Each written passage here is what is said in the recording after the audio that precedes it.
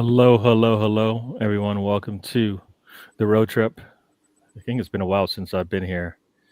Yeah, I was away definitely last weekend, I think it was. But I'm back, but Spencer's away. So, it's always something. But yeah. Hello, Mr. Tom. How are you doing?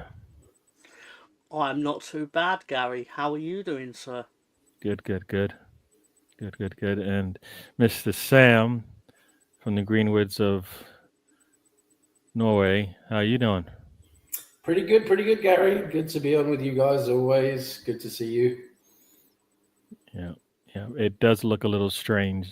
Light in the dungeon. I think Rosie that's the joins first time us. I've seen what the window looks like. Yeah, yeah, we always get to see some. It's glass. There's glass. Is there? It's Wow. I don't know. I don't know if your windows are different, people, but mine's made of glass, double Glass in it. glazing, even. Brilliant. Fantastic. You need glass in a Amazing, window. amazing. Yeah, Yeah. But generally, I don't like being in light because I tend to melt. Ooh. Yeah, we don't want that. We don't want that. Got Anthony in the house. Welcome to the show, Anthony. Big up. We is.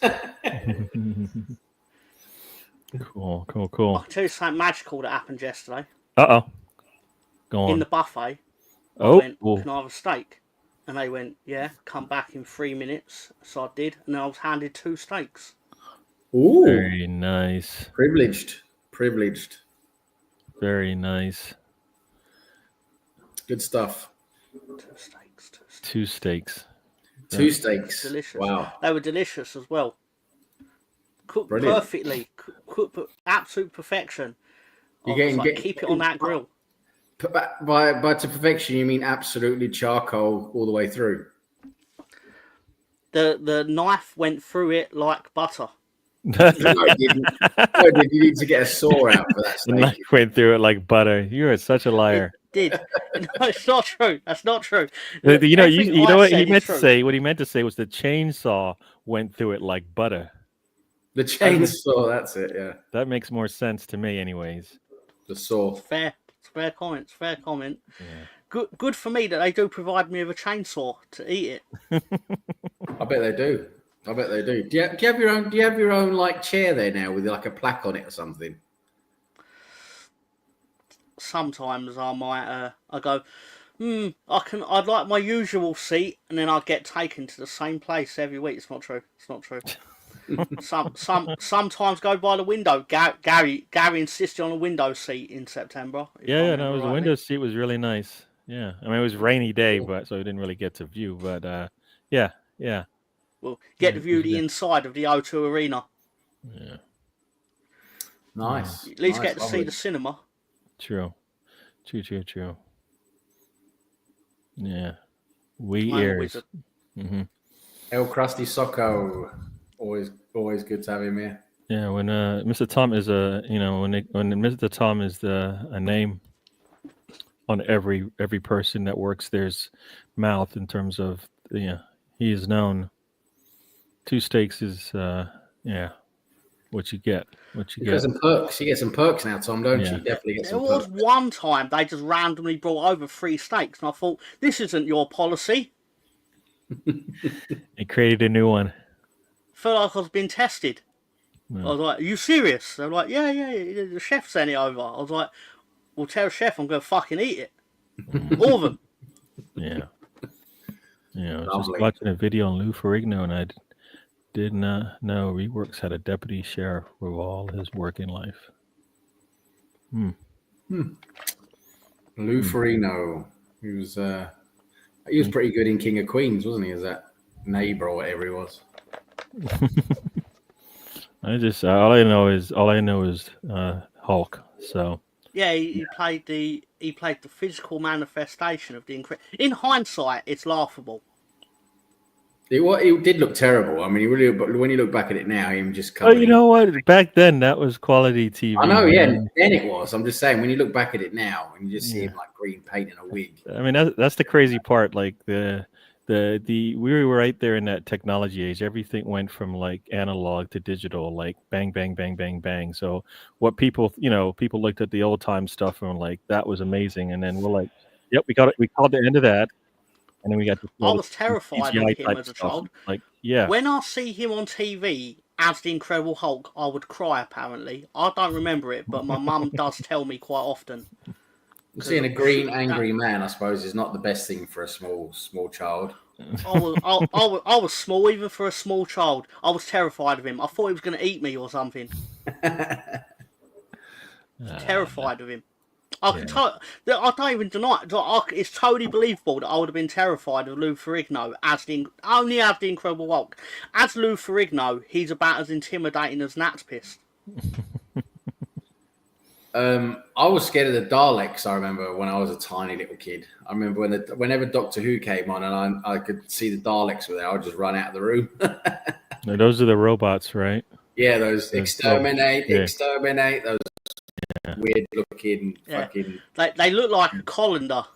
They would just hover, like, not hover, but they would just slide around. They were like these robot box looking things with like a laser on the front of them, and they would just basically everything needed to be electric basically for them to be able to work, I believe, if I remember correctly. So if they had just figured out how to turn the electric off, they would have just killed the entire Dalek, the whole lot of them. But they didn't figure out how to turn the electric off.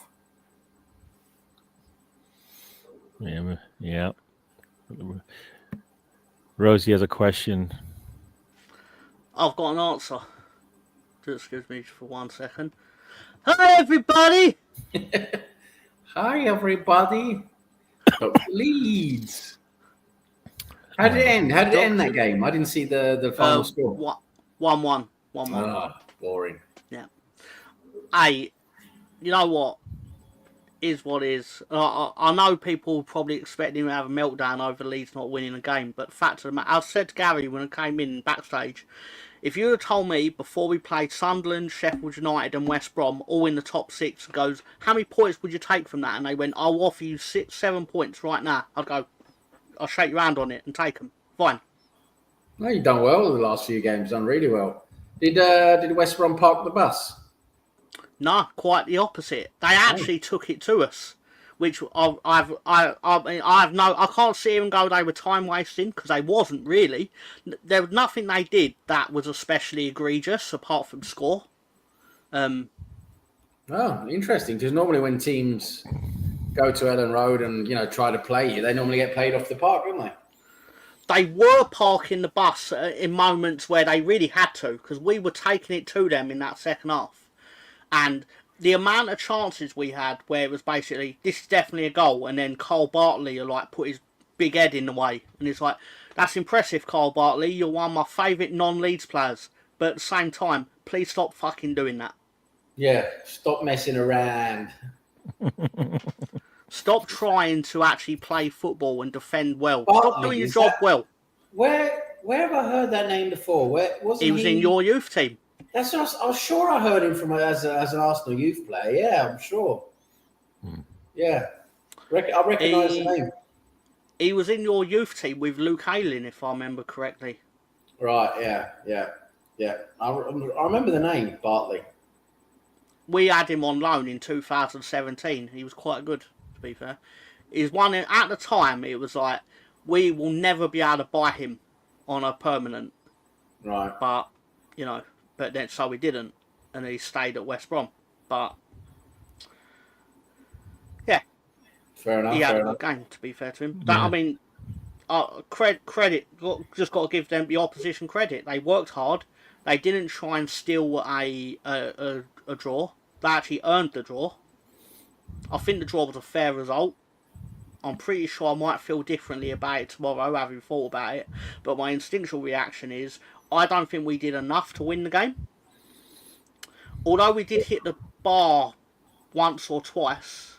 Well, you are gonna. I mean, you can't keep that performance level up every game, can you? It just doesn't happen. It just doesn't happen. So at one point, you are going to have a little bit of a bump, aren't you? So that's probably what happened today. Yeah. Well, that exactly right. At least we didn't lose when that happened. Yeah. Yeah. What happened at the top of the table? Are you still 5 points clear, or what's happened there? It's 6, but obviously Sheffield United are Oh, they playing haven't right played now, yet. and Right, they're yeah. winning 1-0, so it's 3. The Right, table we're actually 3 points clear of Sheffield United. Burnley lost today in the cup. Yeah, Burnley let in 3. What was it 3? How many goals they let in? 3 at least, I saw. Yeah, they didn't have the goalkeeper Trafford though. They gave him a bit of a rest. Yeah. But they are playing against Cardiff on Tuesday, so if they don't win that one, then we're back to smiling. But yeah. Well, at least you still got that 3-point gap at the top. Yeah. Yeah. As we figured it out, they've got a 6-point gap on the top 2 spots. So they're doing pretty good there. Yeah. And Anthony has a name, the incredible bulk. Congratulations on the weight loss, Anthony. Bulked on prawn crackers. All right. There we go. I got what about that Mateta kick? I saw the replay of it. Yeah. A little while ago. How the hell is Michael Oliver not given a straight red on that? I mean, is he? It's one thing if it's in the box. This guy's outside of the box. High is high. In with a fucking. Obviously, he's trying somehow to get the ball. He's desperate, trying to get the ball. But yeah, he kicks basically like a karate kick at head height. Basically, nearly kicks Mateta's head off. Yeah, he's nowhere near the ball, and Michael Oliver's looking at it and go, not sure if that's a red card. It's like, what? Can we, as I said in the group chat, can we all now agree that Michael Oliver is not corrupt? He is just terribly, terribly, terribly bad at refereeing. He shouldn't be a referee. Yeah. But there's actually no reason to actually have corruption in that situation. Like we all know what the assumption is when people say he is corrupt. It's Manchester City are not playing in that contest. So he's obviously inept at deciding what a clear and obvious red card is in front of his eyes. Yes, that is a major problem. And he's made so many poor decisions now. It's just like, at what point do they basically say to him, maybe you should not be refereeing in the Premier League? There's no consequences. That's the whole problem with this whole PGMOL. I know today's not the Premier League. I know it's the Cup, but still the point remains that, where's the accountability? Where the fuck is the accountability for these absolute crap referees? Yeah. And we know in some of these cup matches they don't even have VAR. So yeah, it's ridiculous. Yeah. Chris Nix joins the show. Chris Nix, welcome to the show. If today didn't have VAR like they had in the 3rd and 4th rounds, I mean, they didn't have VAR in the 3rd and 4th rounds, but today they had VAR. If they hadn't had VAR today, that wouldn't have been a red card. I mean, that's absolutely ridiculous. Yeah. That'd have been incredible. Rush joins the show, and he doesn't agree with you that Where's the corruption today then? Which team out of Crystal Palace? No, he was a bad referee. He's saying he's corrupt. So I guess I'm speaking for Russ with this one. Was he trying to screw over Millwall by sending their man off for an obvious decision? It was a Millwall conspiracy. Yeah. Question for you, Mr. Tom. I do have an answer to that question.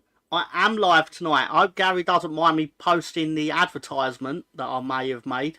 And by may have made, borderline offensive, but still. They don't let us call it the Elimination Chamber in Germany anymore. No. Yeah, that's the, yeah.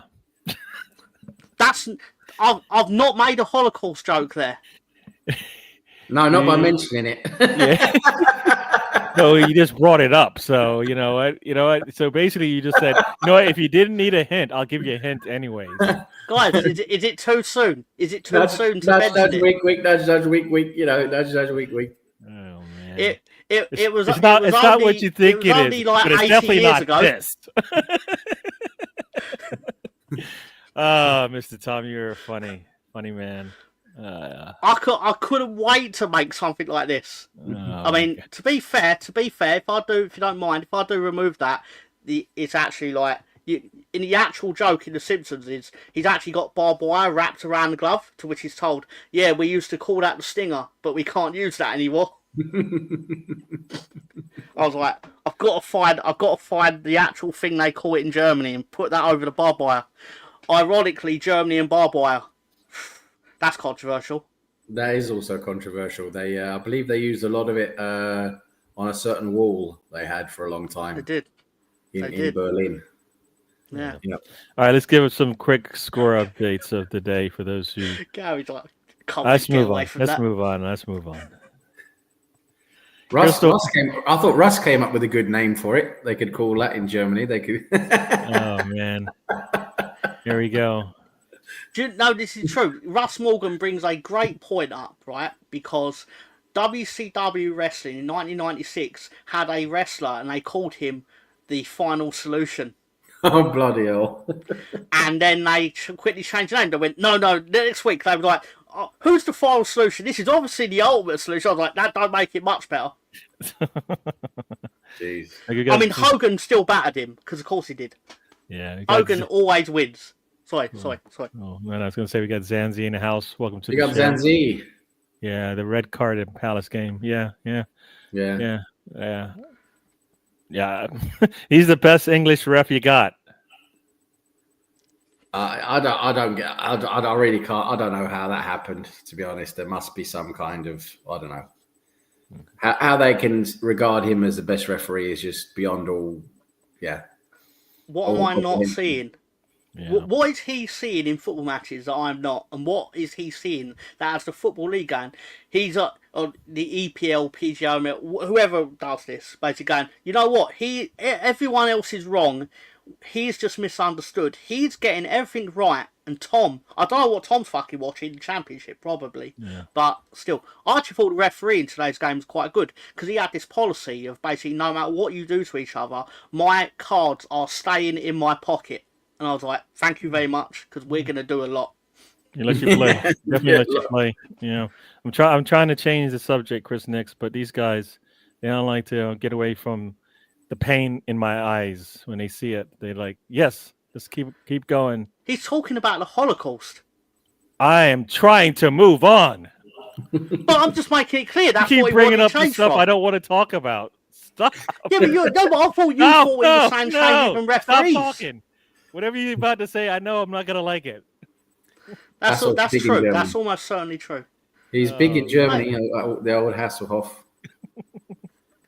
Yeah. Oh, man. He's big everywhere, allegedly. Now? Cheaty 117 paid to BGML to say he was the best. There you go. Mr. Sandy, they're at least up to 130 at this point. Yeah, I thought it was 130. So 130 plus, but that's not even good. That's keeping it local.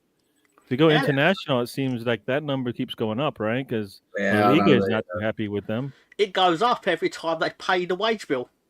It's terrible. They're like, this is illegal for some reason. Yeah. If Michael Oliver's the best, right? That should say everything about the PGMO and the level of their referee. I mean, if they regard him as the best, what are the others like? Basically, it's like you guys need to do something here. Yeah. You got Ryan in the house. There he is. Yeah. Transmere Rovers got an important point today.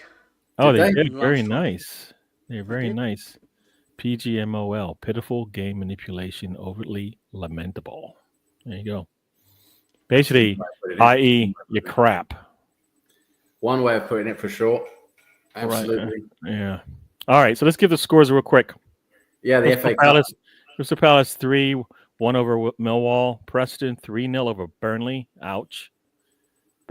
I've got Bournemouth and Wolves on right now. It's a 0-0 game right now. I mean, it's probably going to be the best game of the day. I mean, they're Bournemouth should run away with it, but Wolves have answers.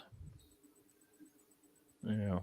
Mr. Herbert, I don't think it's unfair me to say, with every word you typed into your phone or device that you used to post this comment, you probably should have thought, is it worth telling this obvious lie?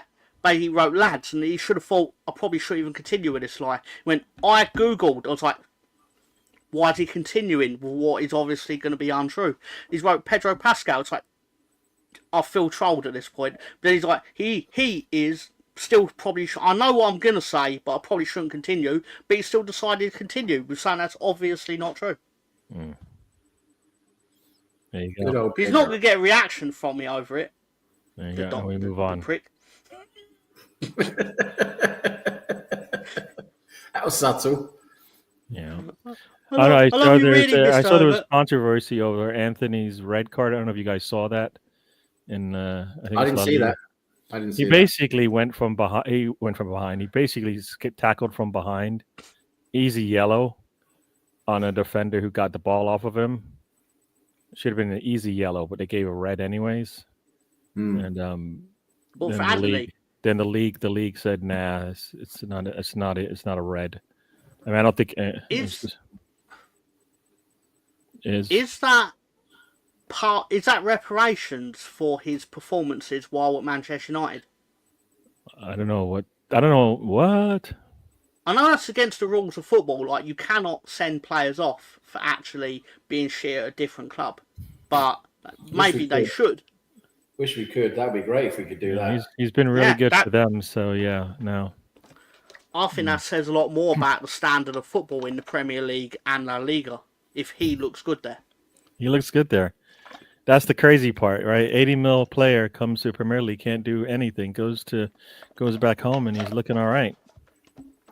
Yeah, I think I was reading Amorim. There was like a quote from Amorim about this, because he was asked, what do you think of Anthony doing so well in La Liga? And he basically said, well, I think it's down to physicality. He's saying he reckons that in the Premier League, it's a lot more physical. You don't get much more time on the ball. I mean, you don't get much time on the ball at all. Whereas in Spain, you get more time on the ball. It's not so physical. So, it's easier for him to do what he needs to do, right? So, I think the Premier League is the hardest league in the league. And every player who's played in, like, all the major leagues, they when they go to the Premier League, they say that the Premier League is the hardest to play in because it's the most physical. So, yeah, you need to be able to put up with a few hard tackles and stuff, and that's, I think, yeah. I just don't think he could handle it, could he, when he was in the Premier League? Yep. Mr. Tom, do you have... Oh, wait, I clicked the button. This thing moved on me. Do you have a backup bottle? Yeah, I do. All right. I bet that's the first thing Tom worries about, is if he's got enough Pepsi. That's the number one thing, I think. Before he sits down in that chair, there's like a check. You know how you go through your checks, right? And make sure, do I have power? It's not the last thing that I worry about. I'll say that. I'll give you that, Sam. Oh man, yeah. Oh, the nails doll. There we go. Yes. Oh, yeah. The Into the Box is in the house. Welcome to the show. We're just talking a little bit about what football is going on, plus whatever else we want to talk about, since there's not much going on in football right now. It's a slow weekend. Well, I can tell you something I thought would be worth bringing up, and that is the International Football Association Board, the IFAB, who are the new rule. They are the arbiters of the laws of the game of football. Which they are. They are. Can I just say hi to Biggest Gunner before you go? Yeah, go on then. Biggest Gunner, welcome to the show. Slag. Go ahead. Sorry, continue. Sorry. Oh yeah, right. Can I continue now, Gary? Is that okay? Yeah. Thank you. Yes, the IFAB have passed basically agreed on a new law of the game, rule as we like to call it, where the goalkeeper can only hold the ball for a maximum of 8 seconds now. And if he holds the ball for longer than 8 seconds, the opposition team gets a corner. Now, I can't wait for us how he's going to react to this if this comes into effect. Which he's going to count every save. He's going to have a stopwatch for every save. He's going to have his stopwatch ready. That's what's going to happen. Stopwatch. He's like, he had the ball for fucking 9 seconds. There's a corrupt referee. It's a conspiracy. But when Raya does it, a mysterious washer would have stopped working. Yeah, when Raya does it for 9 or 10 seconds, it's like, there's nothing wrong there.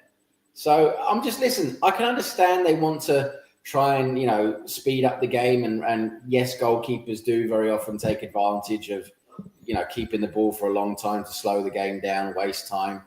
I can understand that. But how the fuck is this going to be? How are they going to basically enforce this rule? I mean, is the referee going to start counting? What if he starts counting at the wrong time? What happens if it goes to 9? You can just see this is going to turn into in my opinion, this is a terrible, terrible decision because it's going to turn into a shit show. We've already got this fucking nightmare of analysis of every referee decision for every game now. It's like, he kicked him 2 centimeters higher up the shin pad. He should have had a yellow card instead of nothing, or a red card because he kicked him 4.5 inches higher, closer to the knee. All this in-depth, crazy analysis that keeps going on. And now we're going to have to start counting seconds. We're going to have to start counting seconds now when the goalkeeper fucking catches the ball. I really do think they should enforce it, though. Because I think the first time someone actually gets a corner because of this and then ends up scoring from it. Yeah, but the problem is, Tom, when they do that, then it becomes afterwards. It's like, that referee gave 9 seconds. That referee gave 10 seconds. Yeah. He gave a yellow card. That referee gave him a yellow card for time wasted if he does it too many times, right? He gave him a yellow card. Why didn't he give him a yellow card? And it's gonna be like, they got a corner. Why didn't they get a corner? It's just going to be a complete shit. Exactly right. Which is why I'm saying just enforce it across the board for everyone. Even if it's as pedantic as it sounds, then you don't get this discourse that you're suggesting will inevitably happen if they don't enforce it or only selectively enforce it. But the problem is though the consistency of the referees. That's the thing. Yeah. Because you're going to have referees that won't enforce it. That's going to be the problem. Yeah. Employ robots to referee football matches. That's the only way you'll ever save this. Is at some point we will. Once human beings are put in charge of something, everything becomes a consistency issue. Exactly. So robots really need to do the job. I think one day, maybe not in our lifetimes, but one day that probably will be what happens. And we'll probably see robots playing football as well. I think we'll probably see robot leagues back in the future. But lucky enough, I probably won't be alive. Which, yeah. I don't want to. I don't want to see quick score update. Bournemouth is up 1-0. Goalkeeper he does get a save, but saves it to on the Bournemouth attacker. So they're down 1-0. Ivan Nilsson. Yes, we've got Brenny in the house. Welcome to the show, Brenny. Yes, you've got Zanzi says what? Ray dives on the ball. He quickly stands up and runs to the edge of the box. Oliver blows up for a corner for Man City.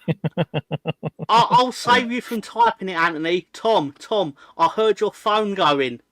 So I'm just going to have to watch this thing that Anthony Herbert's just sent me on my phone. So excuse me. Scooby D2 has joined us. You thought you'd get beat today?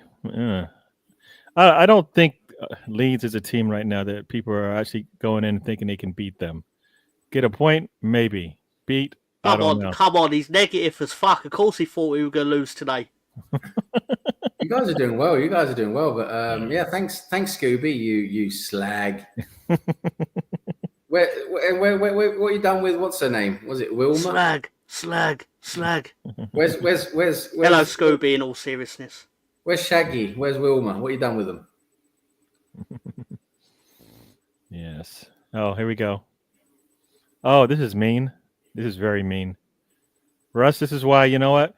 Sam, I don't care what you say about him. You know what?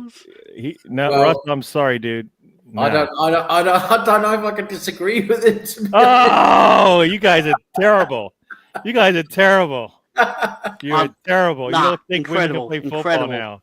That's terrible. No, I'll tell you what. No. You already told it. Russ will agree with this. Russ knew. Now you can't take it back. You're not taking that back, dude. Russ Morgan knew he lobbed a grenade into the road trip. and he knows he lobbed a grenade into the road trip. That is just mean. And you know what? The show does not condone that thought. All right, people. Well, the thing is, right, with women's football, it has got a lot better. I'll agree, right? If we want to be a bit honest about it, it has got a lot better. It really has. The women are a lot more skillful. Yeah. When you're watching a women's game, it is a lot better now than what it used to be. But the one contention I still have with women's football, and that is goalkeeping. They have a few decent goalkeepers, but so many women goalkeepers. I don't know why, but the women goalkeepers are terrible. They don't dive properly for the ball. They can't time crosses, catch crosses properly. They make so many weird mistakes, goalkeepers. It's like, what's happening? Why is it they can't have, they have a few decent ones, but there's so many at the professional level, really bad women goalkeepers. I can't understand what it is. You're going after the goalkeepers, not the other 10 players on the pitch, and saying the sport is that bad. My contention. It feels like the goal should be smaller sometimes. It'll be better. But it's not. I'm thinking about all the other 10 players you had not. Yeah, they're doing really well. They're doing really well, and there's a lot of players that are really fun to watch. Women players that are really fun to watch now. Yeah, absolutely. But it's just the goalkeepers. I don't know what's going on there. Bournemouth scores again. 34th minute. Right at the far post on a free kick. Wolves look like they might be going out. Scooby Doo. Arsenal would have won the title if it wasn't for the meddling Macau. Oh, here we go. Here we go. What do we know how Scooby got his name? Scooby D2. Where did you get that name from? I forgot. I've always meant to ask that where he's got that from. Yeah, Scooby D2. Yeah. I can hear one of my grandparents' voices. He hates women divers. Didn't they? They should be allowed to drive. Hated learn drivers too. A women learner. Oh my God, the air would be blue. There you go. See, that's just poor. I don't even know why I read that. Well, we know women can't reverse. We know that. Oh no. Oh, that is. Come on, nah. You know what? Nah. I got 4 daughters. You are very wrong in every account. I'm not even going to ask you to take it back. You don't deserve. I don't want to. No. You know what? I hate you. He doesn't want to hear you say no again. This show is not anti-women. I'm telling you, folks, it is not. No, we're not. We're not anti-women. It's anti-female goalkeepers. Yes. Female goalkeepers. That's the only thing I've heard. Really, that I might. You know what? Having Arsenal's goalkeeper be changed, we don't have that much of a problem as we had in the past. We got a better goalkeeper. I don't think she has to do much because our defense is so good. But the previous goalkeeper scared me. All seriousness, she wasn't very good. She wasn't good. In all seriousness, I don't think like it's an absolute unfair comment to say that some of the goals that are scored. But then this applies to men's games. Like I think sometimes Ilan Meslier might benefit from a 5-a-side goal. Maybe, I don't know, but Meslier has let in some howlers. Yes. He has. We'd been promoted on Monday night. Had he not, but the fact is he did, and we move on from that, obviously. And there he is. It's time to call whatever her name is, Mildred. I say this every week. I don't know why you are being called Rawlins, but I am going on with it because I like saying it. Oh man, Rawlins. Oh man, you guys watch some of the? I watched some of the FA Cup last night. I watched it on. I managed to find it on YouTube. I watched basically a lot of the second half and extra time. Yeah. You know what? I looked at that match and then people go, "Do we have any defenders we can bring in?" And I'm telling you, I don't think we have any defenders that we could bring in. No, they were poor yesterday. I thought we had a couple of decent attackers. The number 7, of course, who scores the chip, the goalkeeper, and of course the number 10, who, when he had the ball, was the best player on the pitch. He still looked really good though. Dowman, they kept fouling him, but he still looked really good. Yeah, I mean, he looks impressive. I forget the name of the kid now. She said number 7. I forget his name now, but he also looked good. Yeah, but like you said, defenders, they look terrible. The young defenders. Yeah, I mean the goals that they punditry scored, is the really goals that they scored, are the condescending. ones where I'm like, he shouldn't score from there. Like I don't know if it's the goalkeeper, the defender, or what, but like that last goal where we scored from outside the box, I'm like, ouch. Yeah, no one was near him. He was just completely by himself there. What was you saying about the punditry, Tom? I think the punditry, and when I say this, I more mean the BBC punditry, because that's how I do tend to watch women's football games when I have. I think it is really condescending. Like I think it would be. Let me start again. I feel the punditry, it actually does a massive disservice to what is going on, because it's very, we can't afford to give people an inch of rope to think women's football is shit. So we won't acknowledge that any mistake ever happens during a game. Whereas basically, I remember watching Premier League games where Junior Firpo got blamed for all. He should have got banned because of the amount of times he got booked, but you make easy money off him getting booked. Anyway. Even in the Championship, it's good for a booking. They never point out a mistake. They never point out this is a defensive error. They will go out of their way to basically, that's a brilliant piece of play, even if it's not really, and it is a defensive error. They won't acknowledge it. And I sit there and feel like this is why people don't take it seriously as a sport, because you don't treat it as a sport. You treat it as something that we are paid to promote. Yeah. They definitely have their flaws. They're not perfect, so I mean, but just acknowledge it. Yeah. For someone has to win, someone has to lose, generally speaking. And I don't really want to sound like an arsehole when I say that, but you need to basically tell me as the audience why the winner won and the loser lost, like you would if men were playing, and we wouldn't think twice. If Arsenal you sit there and go, oh, so and so made a mistake, he did blah blah blah, but then you will say it. You don't sit there and look for reasons. Go, the other person did really well. It's like, no, if your player's fucked up, you say our player's fucked up. No, it's a good point, Tom. You make a good point there. Yeah. This is how the name came to be, Mr. Tom. You want to let people know? Ain't got Scooby. Always loved R2D2. To be honest, there was a guy called it in a kind of poorish yet funny local hip hop group, the Gipton Removal Firm. They were called that due to, well, he goes off a bit. He's probably got a message under it where he finishes. Finger and walkies, tea leaves. So I guess I kind of pinched the name. He tea leafed the name. Cool. That's cool name. Yeah. R2D2, yeah. Star Wars. All right. They have sacked their manager, Ross. Nigel Atkins, formerly of Southampton, is no longer the manager of Transmere Rovers. Oh my God, who are they going to get? RuPaul? Oh no. Probably Emma Hayes. Yeah, you got a score update, Mr. Tom?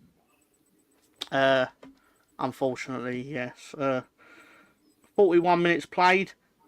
QPR 0, Sheffield United 1. Ben Berrettini Diaz with the goal. There you go. Wow, Diaz. All right. He was trash. He was trash on Monday night. He was trash. A lot of their players were trash on Monday night, to be fair, because we beat them and they suck. They need to go fuck themselves. I don't know who these people are. Andy Gray and Richard Keys, they got fired for doing a sexism on air. Well, not on air, sorry. They were filmed doing a sexism, and basically Sky Sports... Richard Keys was basically presenter for Sky Sports. He would do like a lot of Sky Sports presenting. Andy Gray was a presenter and also a commentator, and they were often together talking, as presenters on Sky Sports shows. And then they basically said something that was quite sexist. Let's put it that way. And then they basically got they mocked women for not knowing the offside rule. Basically, but they did it on camera. They were filmed doing it. Sorry, Sam.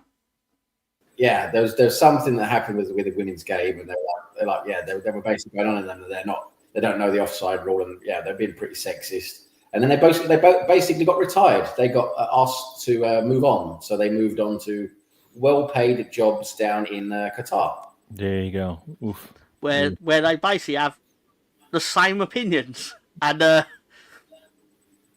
Because down in I don't think we said 7, did we? On the show. Down in Qatar, I believe 7 was said at some point. Down in Qatar, they don't care about women. So I did say 7 because 7 did the chip. He chipped over that Manchester. You know what? When I watched that FA Cup youth match, the 7. I'll tell you this much. I don't know about you, but that Manchester United team, they looked like a young up and coming Premier League team. The way they played, they were really tough. They weren't going to just let you run by them, right? They're going to help grab hold, do whatever they can. And I'm like, that's kind of what we like when we watch football, isn't it? Right? Like that bruising football. Arsenal looked like they were going to tiptoe around you. And it's like, nah, that doesn't work. Right? When teams were just running over us for like the last couple of years, we're like, this isn't going to work. You guys have to stand up. This is how football is played in Premier League. We try to do our thing, but we're not that aggressive. But that's what it looked like. They definitely played us in terms of football in general. They were more aggressive than us. They look better than us. We had a few decent players, but like you said, our defense looked really bad. I'm the reason you didn't beat Forest. It's my fault because I bet on there to be over 0.5 goals. So that's why that one turned out how it did. We're going to struggle to score goals now with that. The way our attack is just completely woeful. We're going to struggle scoring goals. Andy Gray walked so Gary Neville could run in terms of punditry. He was leagues ahead. I like Andy Gray as a pundit. I mean, I liked him as a commentator until all that sexist rubbish. But take a boo, son. Take a boo. He was good. Andy Gray, I liked a lot of his commentary. Yeah. He was pretty good. I mean, he was synonymous with Sky Sports in the 90s, wasn't he? He really was. I mean, it seems like all the commentators say some dumb shit. Whenever there was Sky, whenever the main games were on Sky Sports, the big games, it was always Andy Gray commentating, and it was good. He was good. And Russ. I'm gonna Google it to actually answer the question for Russ's sake, but let's find out who their actual manager is. Anthony. No, they did genuinely sack the manager, and I don't know why I typed Transmere instead of Tranmere. I actually typed Transmere into Google. You might get a different team then, Tom. You might get a different. I really did. Tom, you had trials for the Dwarf American Football League. Yeah, that's exactly what happened. The interim manager's name is Andy Crosby. And he looks like someone that should probably have their hard drive investigated. Thanks for the info, Scooby-Doo. So they're good footballers, essentially. Started his career at Leeds United. I always knew there was something good about him, despite saying that he looked like a pedo. So you basically just abused one of your own, team's players. That's exactly what happened. It seems. To be fair, he had no league appearances for Leeds in 1990-91. So is he gonna turn up as a question of the week? Well, maybe if we actually end up playing Oxford United or Scunthorpe, maybe. Yeah. Yeah, Arsenal could do with any striker right now. Just have you played striker before? Yes. All right, that's a good starting point. It's a good starting point. Like one of the chats I'm in, Arsenal right now is slated to get at least one. It's slated to get one striker, and if they have enough funds, they might go for another attacker. Maybe. I don't know how you feel about that, Sam, but we are multiple attackers away from competing. Yeah, I mean, we'd need at least two, to be honest. I mean, for me, I'd like to see us bring in one really top level striker in the summer, and then maybe one who's maybe a bit more like a talent, maybe someone who you can bring off the bench a bit more. But we definitely need two, because one's not going to be enough, because Jesus is not going to be available probably ever now. I don't know if he'll ever come back. Maybe he'll only come back as like a fringe player if he ever comes back. So we need two. That's for sure. Oh, they did not score. Oh boy, Bournemouth just scored. All right, that was sorry for interrupting, but no, I was finished. Yeah, no, I hear you. I'm thinking we need two to three attackers at the least. Well, I'm thinking that's in the central position, like the 9 position, and then of course we do need a better left wing. We need an upgrade on. Definitely need an upgrade on Martinelli. I think on the right side we're okay because we can use one area there. We've got Saka there, so I think we're fine there. And no one's going to come in because no one's going to come in ahead of Saka anyway. So I can't see anyone on the right side wanting to come to Arsenal. On the left side, we definitely need someone to upgrade Martinelli. So that's 3 players right there, two 9s and a left winger. So yeah, we're going to have to be busy in the summer. Yes, very busy. Oh, that goal got called back. The attacker handballed it, and it goes in. So don't count.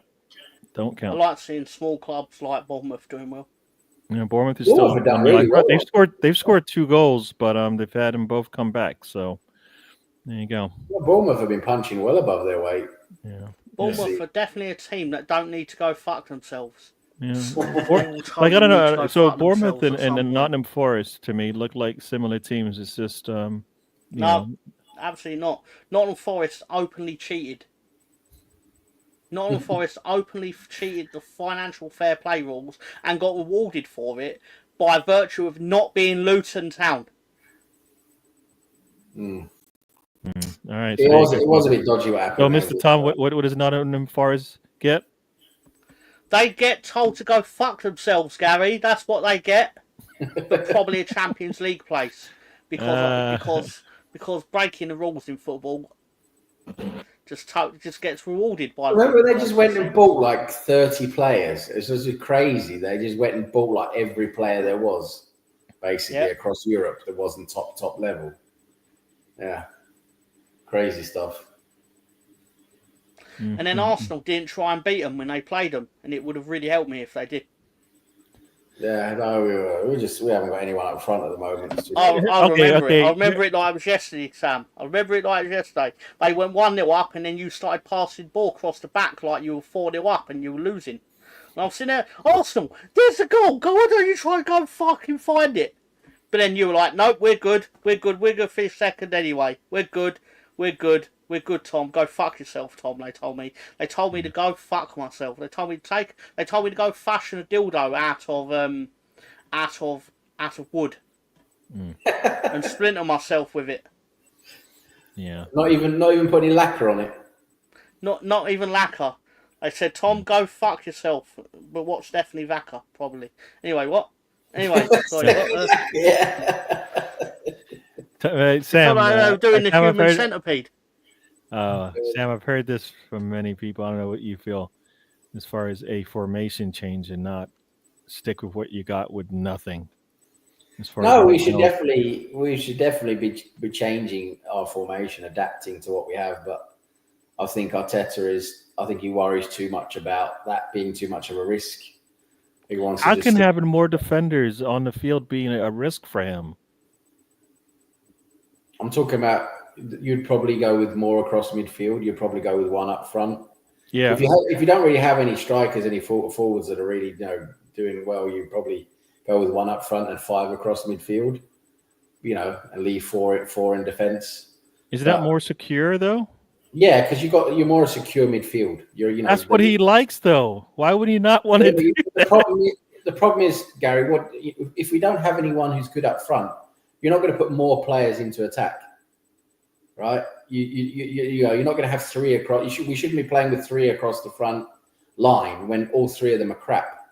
You go with 1, and then I would rather put 2 like more midfielders in, and try and go through the midfield maybe somehow, because at least then maybe you control the game a bit better. But you have to adapt somehow because the players we have at the moment don't play well in the system we have. They're not the players who are best suited for that system at the moment. It works great when we have all our players available. Then it works great. But now we don't have any of the good players available. It just we should adapt, and I think that's one of Arteta's criticisms for me is he doesn't adapt like that in terms of the formation. I hear you. I hear you. So we just keep watching the same crap over and over again. And then I don't know what he says after the matches, but this Butler Odeji, right? We got this Butler. He's got this forward player on the bench. This kid is 21, I think, 20 or 21. Yep. Butler Odeji, and the kid can't even get a minute. You're putting on Marino, who's not even a forward. You're putting in him on ahead of him, right? And this Butler Odeji is like, he's supposed to be a forward. Why is he there? Why do we have him if we're not playing him at all? Not even 1 minute. I find that really strange. It's like, is he that bad? Is he that bad? You can't he play him. can't be bad than a midfielder. I'm serious. That's what I'm saying. Is at least he's a forward player, right? At least he should know how to be in a forward He can't be that bad. I mean, we had Nketiah there. Come on. Yeah, exactly. Yeah. I apply the same rules to Patrick Bamford. Stan the man has joined us, folks. It's been a while since we've seen Stan, but welcome to the show. Be up, Stan. Good morning. Good old Bamford. Is he still knocking about in your squad? He's knocking about in the medical department. Yeah. Oh right. Yeah. I believe he's the highest paid player at the club. Every club has a player, there's a player in every club which you think of. How is he earning the money he's getting? Obviously, because we were stupid enough to give him a 4-year contract based on scoring 16 goals in the Premier League. Fine, but we're still paying for that now, presumably. But it's always the way, isn't it? I mean, it's how did he manage to? I mean, he had a decent. Didn't he have a decent season a few seasons ago?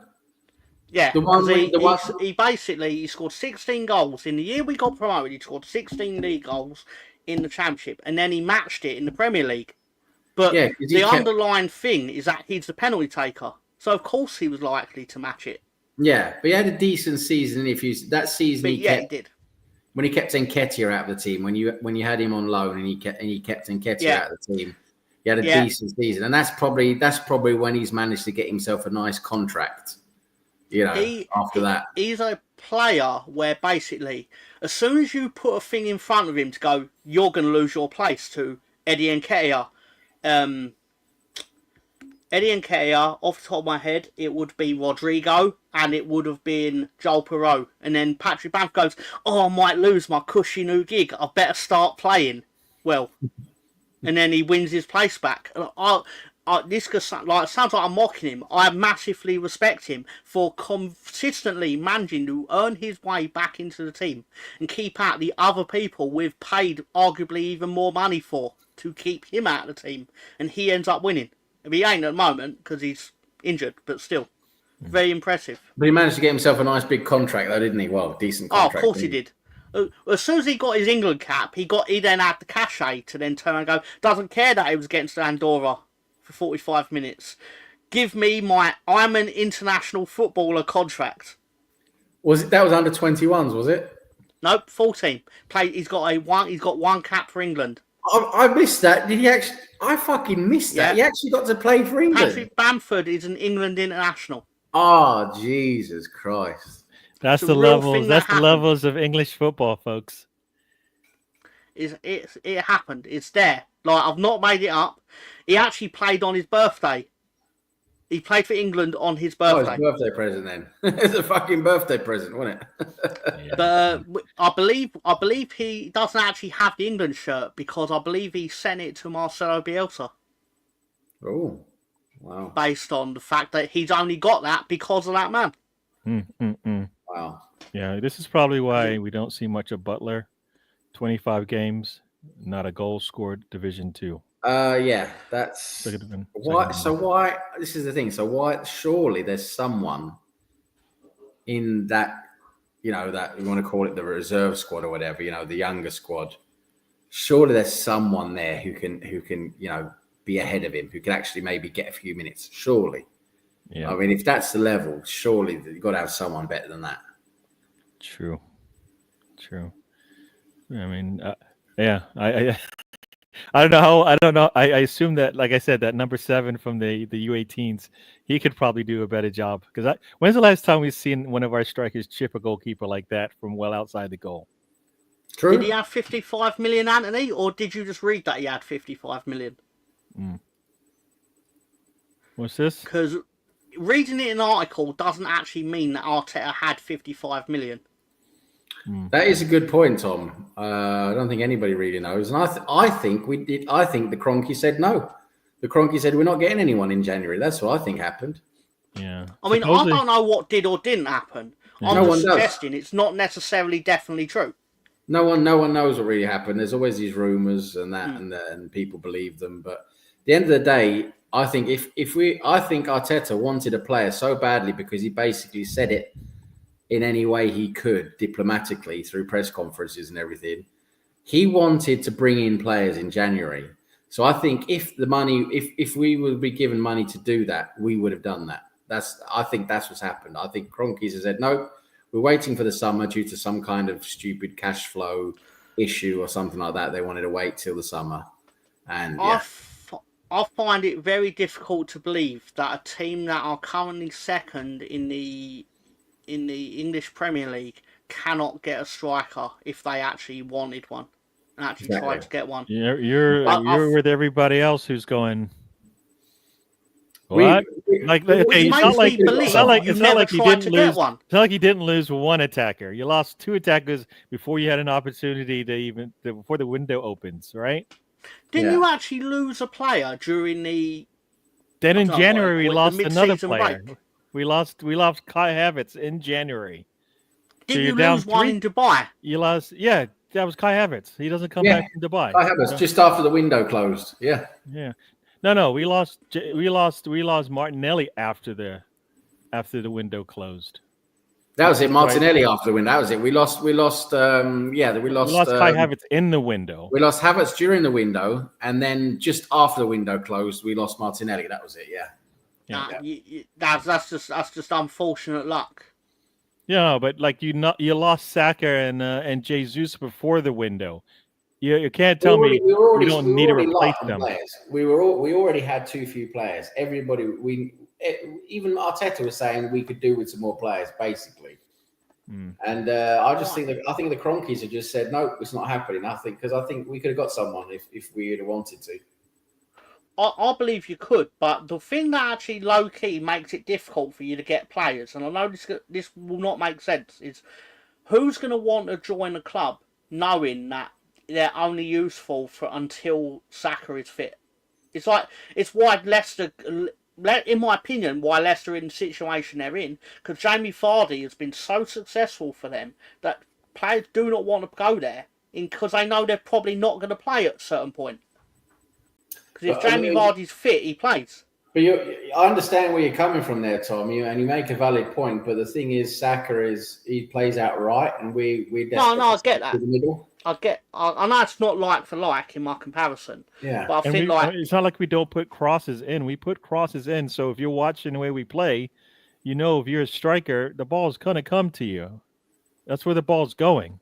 Yeah, we put so many crosses into We could have got Ollie Watkins. We could have got Ollie Watkins. That he could have been playing for Arsenal right now. Did you seriously bid for him though, or was it more of a? I don't think we actually put in a proper bid for him. That's what I think. I think they're lies that we only bid 40 million for. I just think that's just lies. Yeah. I don't think we bid for him. That's what I think happened. Yeah, I think it was done to get a reaction out of the fan base. Well, I thought it was just like, look, we tried, and I'm like, I don't want to try. I want us to go out there and. You need to go get a player. It's January. You're going to pay extra no matter who you bring in. So, if I said, here we go, you can bring in a striker who gives you 15 to 20 goals a season. I don't care how old he is. Right? Again, I'm speculating here. I don't know. I can't say this definitely happened, but I get the feeling your club put in a bid, as in not an actual bid, as in you sent Villa a message or a text or whatever, and then gone, how much would it actually cost to take Ollie Watkins off your hands today? And they probably went, not for sale. And you went, all right, but then it got out that you made a bid. It was, like Zanzi brings up Asensio, who went to Villa on loan. I mean, surely we could have got him. We could have got Asensio ahead of Villa. And Watkins wanted to go to Arsenal. Arsenal is Watkins' boyhood. He's always been an Arsenal fan. He's a boyhood Arsenal fan. he basically, I do believe his team reached out to Arsenal and said, can you try and get me? And I think the Kroenkes have said, no, we're not bringing in anyone in January. But I'm sure we could have got, if we wanted to, we could have got Ollie Watkins. Yeah. And we could, if we couldn't have got him, surely we could have got in someone like Asensio on loan.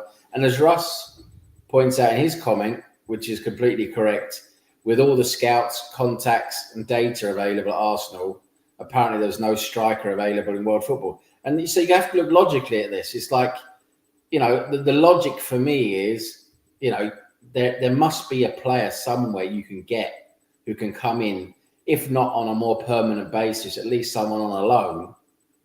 And then you're saying, no, we can't get anybody. I don't believe that. I think the Kroenkes have basically said, nope, we're not doing anything in January because we're gonna do something big in the summer. And it's all down to cash flow. It's all about how the cash is available at what times through different agreements and stuff like that. And I basically think they said, no, we're going to go big in the summer. We're going to have to do with what we have now in January. And it's not good enough. I think it's completely wrong. I think if we're going to be ambitious as a football club, which is what we've been promised, you need to be spending money in January to give us what we need to get above Liverpool, and that didn't happen. And now Liverpool are basically de facto champions. Not only that, but you basically your team was in 4 competitions, and you had an opportunity to keep them in 4 competitions with some of the moves. Asensio, I'm looking at Asensio going, we couldn't have brought him in. He plays striker for them. I think that's the difference between the type of ownership we now see in most of these top clubs now. It's more business driven. Yeah. Even though you have some owners who are more ambitious than others, it's definitely more business driven now, where before it was like more passion, more driven by heart. Like you would see, back when you go back in time a bit, you would see clubs, their owners are like, no, I want to go and get this player. I want the club to succeed.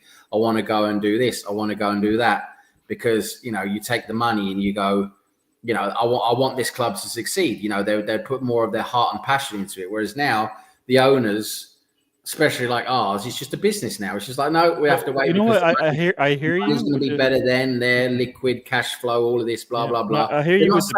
They're not saying, they should be saying, we need to win the league this year, right? We're in January. We don't have enough players. Let's put money into this and let's go and get players. And that's what should be happening at a club where you have owners who have their heart in the club.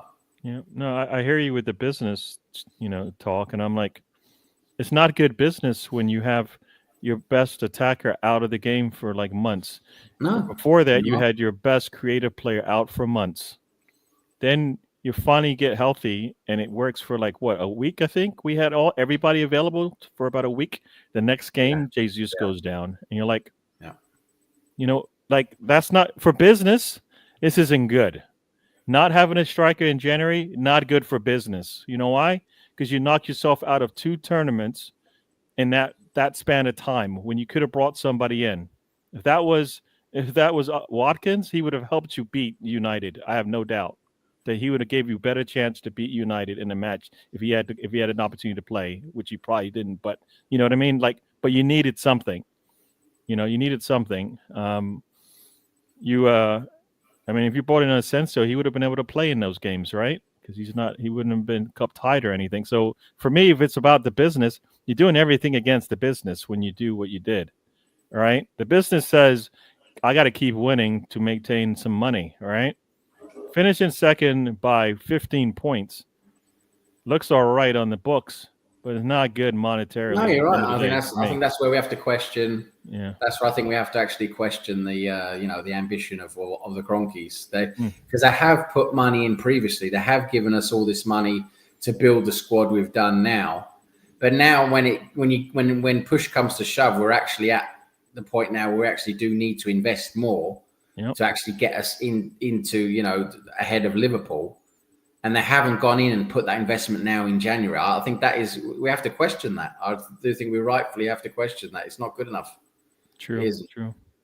Yeah, I guess I had it wrong. We lost Havertz after. Yeah, that's what I thought. I thought we lost Havertz after the window closed. Yeah.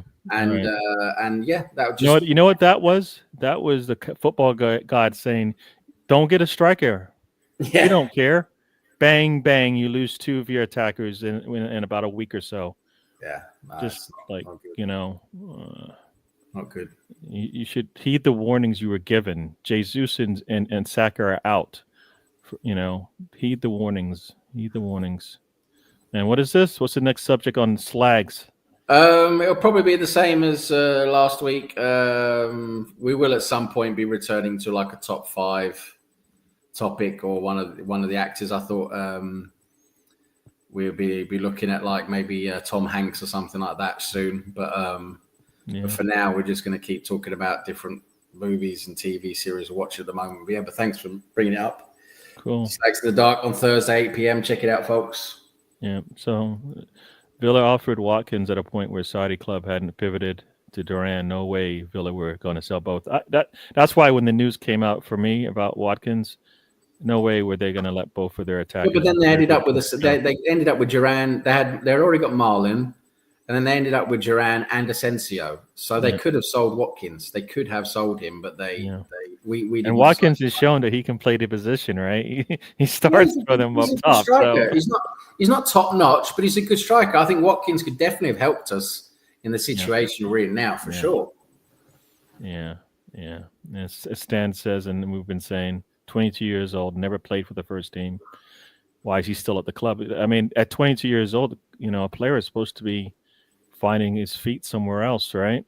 Yeah, we need to get rid of him. We're going to get rid of him. He should be playing football somewhere if he's still got Leeds will take him, won't they, Tom? Tom, you'll take Butler Odeji, won't you? Yeah, he's muted. He's trying to tell her. Who's Butler Odeji? Yeah, that's your next striker, your new striker. Your next striker. I've never heard of him. Yeah. He's going to come and play for you next season. Someone needs to, I suppose. We're missing a great manager. That's a missing link. There you go. I think it's going to come across as a massive missed opportunity because you've been waiting for the inevitable year where Man City are not invincible, and then you've not taken advantage of it. And then Liverpool come out. They're going to get the rate they go, and they're going to get over 100 points again, like they did a few years ago, and still lost. They got 99. Yeah, that's it. 99. They got very close to the 100, didn't they? Still lost to City, but now this season it looks like they're going to go over 100. They've only lost one game. Yeah, you have to hand it to Liverpool. I know they've been lucky with their injuries, which helps. They've had a few decisions go their way, which helps. But at the end of the day, you just have to give them credit. Liverpool are a bloody good football team. They play really well. Yeah, the one thing I'll say for Slot, the one thing that he's done, he's looked at every squad player, everybody in his squad, and said, in my eyes, I believe he said, I got confidence you can do the job for me. All of you. Yeah, he's got all of you. He's backed all of the squad. Every one of those players that comes on has a role to play, and they play it. Slot is a very good manager because he's come into that Liverpool. Now, Slot has come into a Liverpool team that is already very good, right? He hasn't had to do a rebuild or anything like that. They've only had to make one or two additions. Slot's come into a very, very good team, very good squad. So he hasn't had to go through the rebuild that Arteta had to go through. But having said that, you have to give Slot credit because Slot came into that team after Klopp. Klopp had done an amazing job, huge shoes to fill. And he's come in and he's done an incredible job. He's looked at that squad, like you say, and he's found out a way to get the best out of them, to play the best football with those players. He's got the best out of Salah. Salah is in the form of his life now, arguably the best player in the world, arguably. And that is Slot, getting the best out of those players. So you have to give credit where it's due. He hasn't had as hard a job as what Arteta has had, because Arteta's had to rebuild the whole squad. But Slot has done a very good job. And now, having said that, I know that BX, for example, wants Arteta out. I know that. But it'll be interesting. I mean, you look at the situation we're in now with the squad we have now, what we have with the injuries and everything. Which manager do you think could do a better job than Arteta with the current squad we have? I think that's an interesting question. Allegri blood. What happened to Allegri? He hasn't gone back into management, has he? They sacked him. I know Juventus sacked him, but he hasn't been back in management since, has he? He's been out of management for years now, hasn't he, Allegri? I'll find out. I just think forcing a front three every time just because that's the way we play makes no sense when you only got 3 attackers. When you only got 4 attackers, you know what I mean? And they're not your starting attackers, so you're not even using any of your starters, right? At some point you go, I can't play this way anymore. That's the part I don't get. Got AFC always is everywhere. He says the Cronkies have put in over 200 mil in 17 years. You know what? The team has profited. Like, I don't know if they've been taking money out, but they definitely, yeah, you're right. They don't put money in, but they're not taking money out. And Arsenal, it's not like Arsenal hasn't had the funds to get what they need. I believe they've had the funds to get what they need. I don't think they spent well, and that might be on the Cronkies having the wrong people, but I don't think the Cronkies have much to do with us being poor. Like the Cronkies did not let go Ian Mills-Fro, Eddie Nketiah, tell Nelson go on loan, Vieira go take a walk, and then go, guess what? We're not going to bring anybody else in. Hey, wait a second. Sterling's available on the last day of the window. That's not what the Cronkies did, right? So we're going to blame somebody. You got to blame the management team that's in place for that, right? Yeah, it's the team. It's the recruitment team. My opinion, the money's been there, but they haven't bought the right players. They haven't bought enough of the right players to do the job. Yeah. And now in January, when we actually did need more players, it didn't happen, right? So that is down to the Cronkies. It's down to the recruitment, mainly the recruitment team before January. With January, I think it's down more to the Cronkies. So yeah, I mean, the money has been there. It's just we haven't spent it well enough. You know, we spent the 4th most in the Premier League since Arteta's arrived. There's only 3 teams that have spent more than us. So you know, you can't say that we haven't spent the money. We have. We just maybe haven't spent it on all the right players. And then BX says there's loads of managers out there, but BX still won't answer the question. When you ask BX a direct question, which manager right now in the situation we're in now, which manager, not just say, oh, there's loads of managers. Name one manager who would be doing a better job right now with the situation we have, with all the injuries, the issues we have now. Which manager would be doing a better job with this squad? That's what I want to know. I just want to ask that question. And while you think that, we're going to go multilingual. We're going to go multilingual. We're going to go multilingual. Anders, welcome to the show. Tjenare, hoppas ni mår bra. Hyggligt att se dig. Yeah, whatever he said. Jesse Marsh blood. Maybe we can sell, but the pallets for 30 mil. I think, yeah. I don't really have the answer on the managers, but I just feel like we have a manager with 5 years experience. We needed a manager with at least 5 years experience 5 years ago.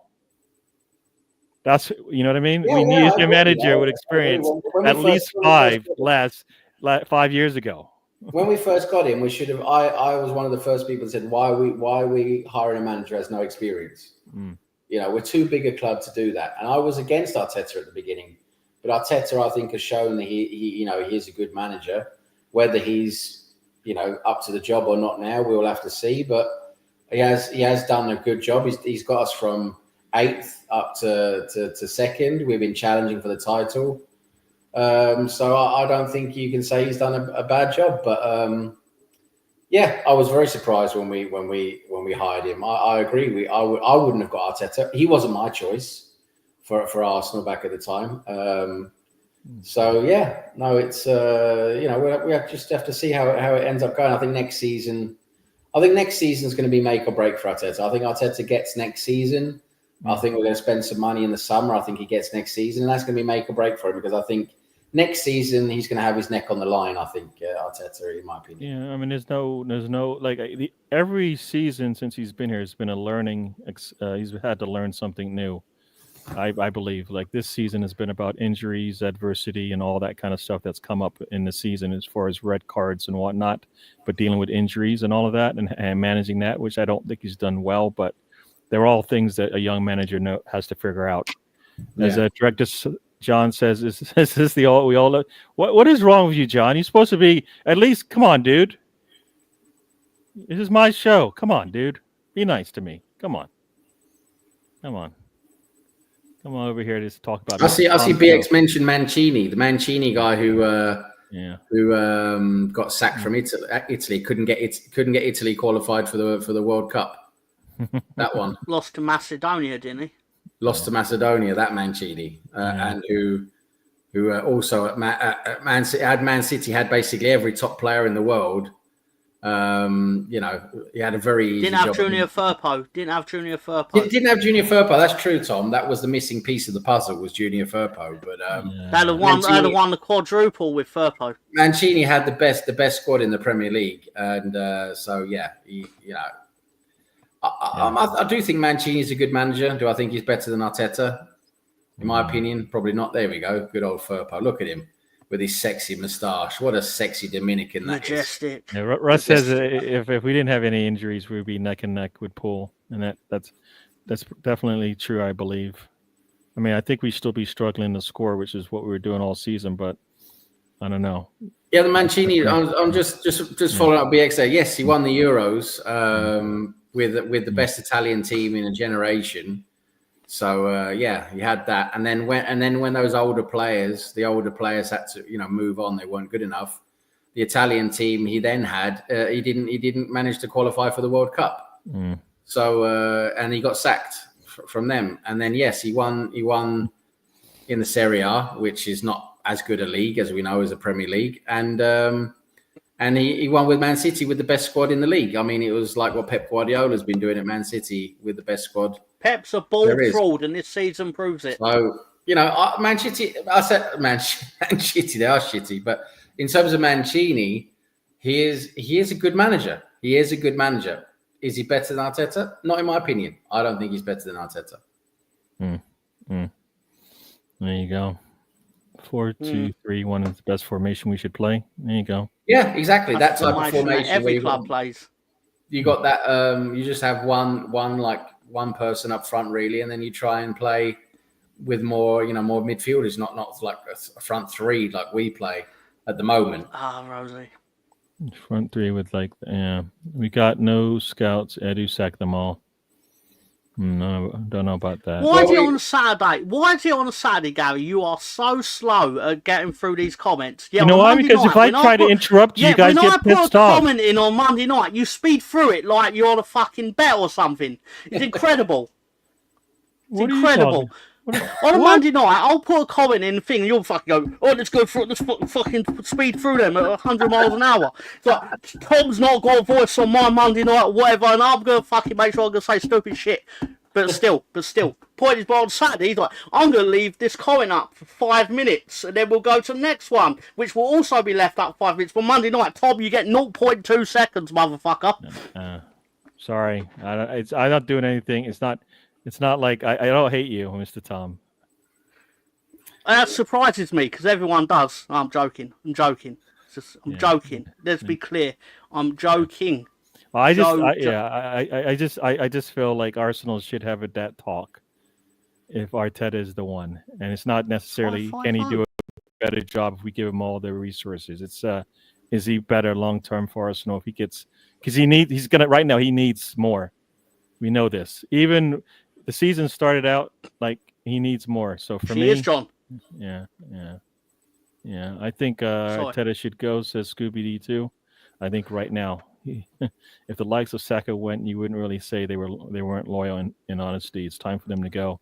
So who's going to be the likes? I think the players understand that this season's been a difficult season in terms of injuries and a lot of things have the red cards and that the players have to take some responsibility as well, right? Those red cards.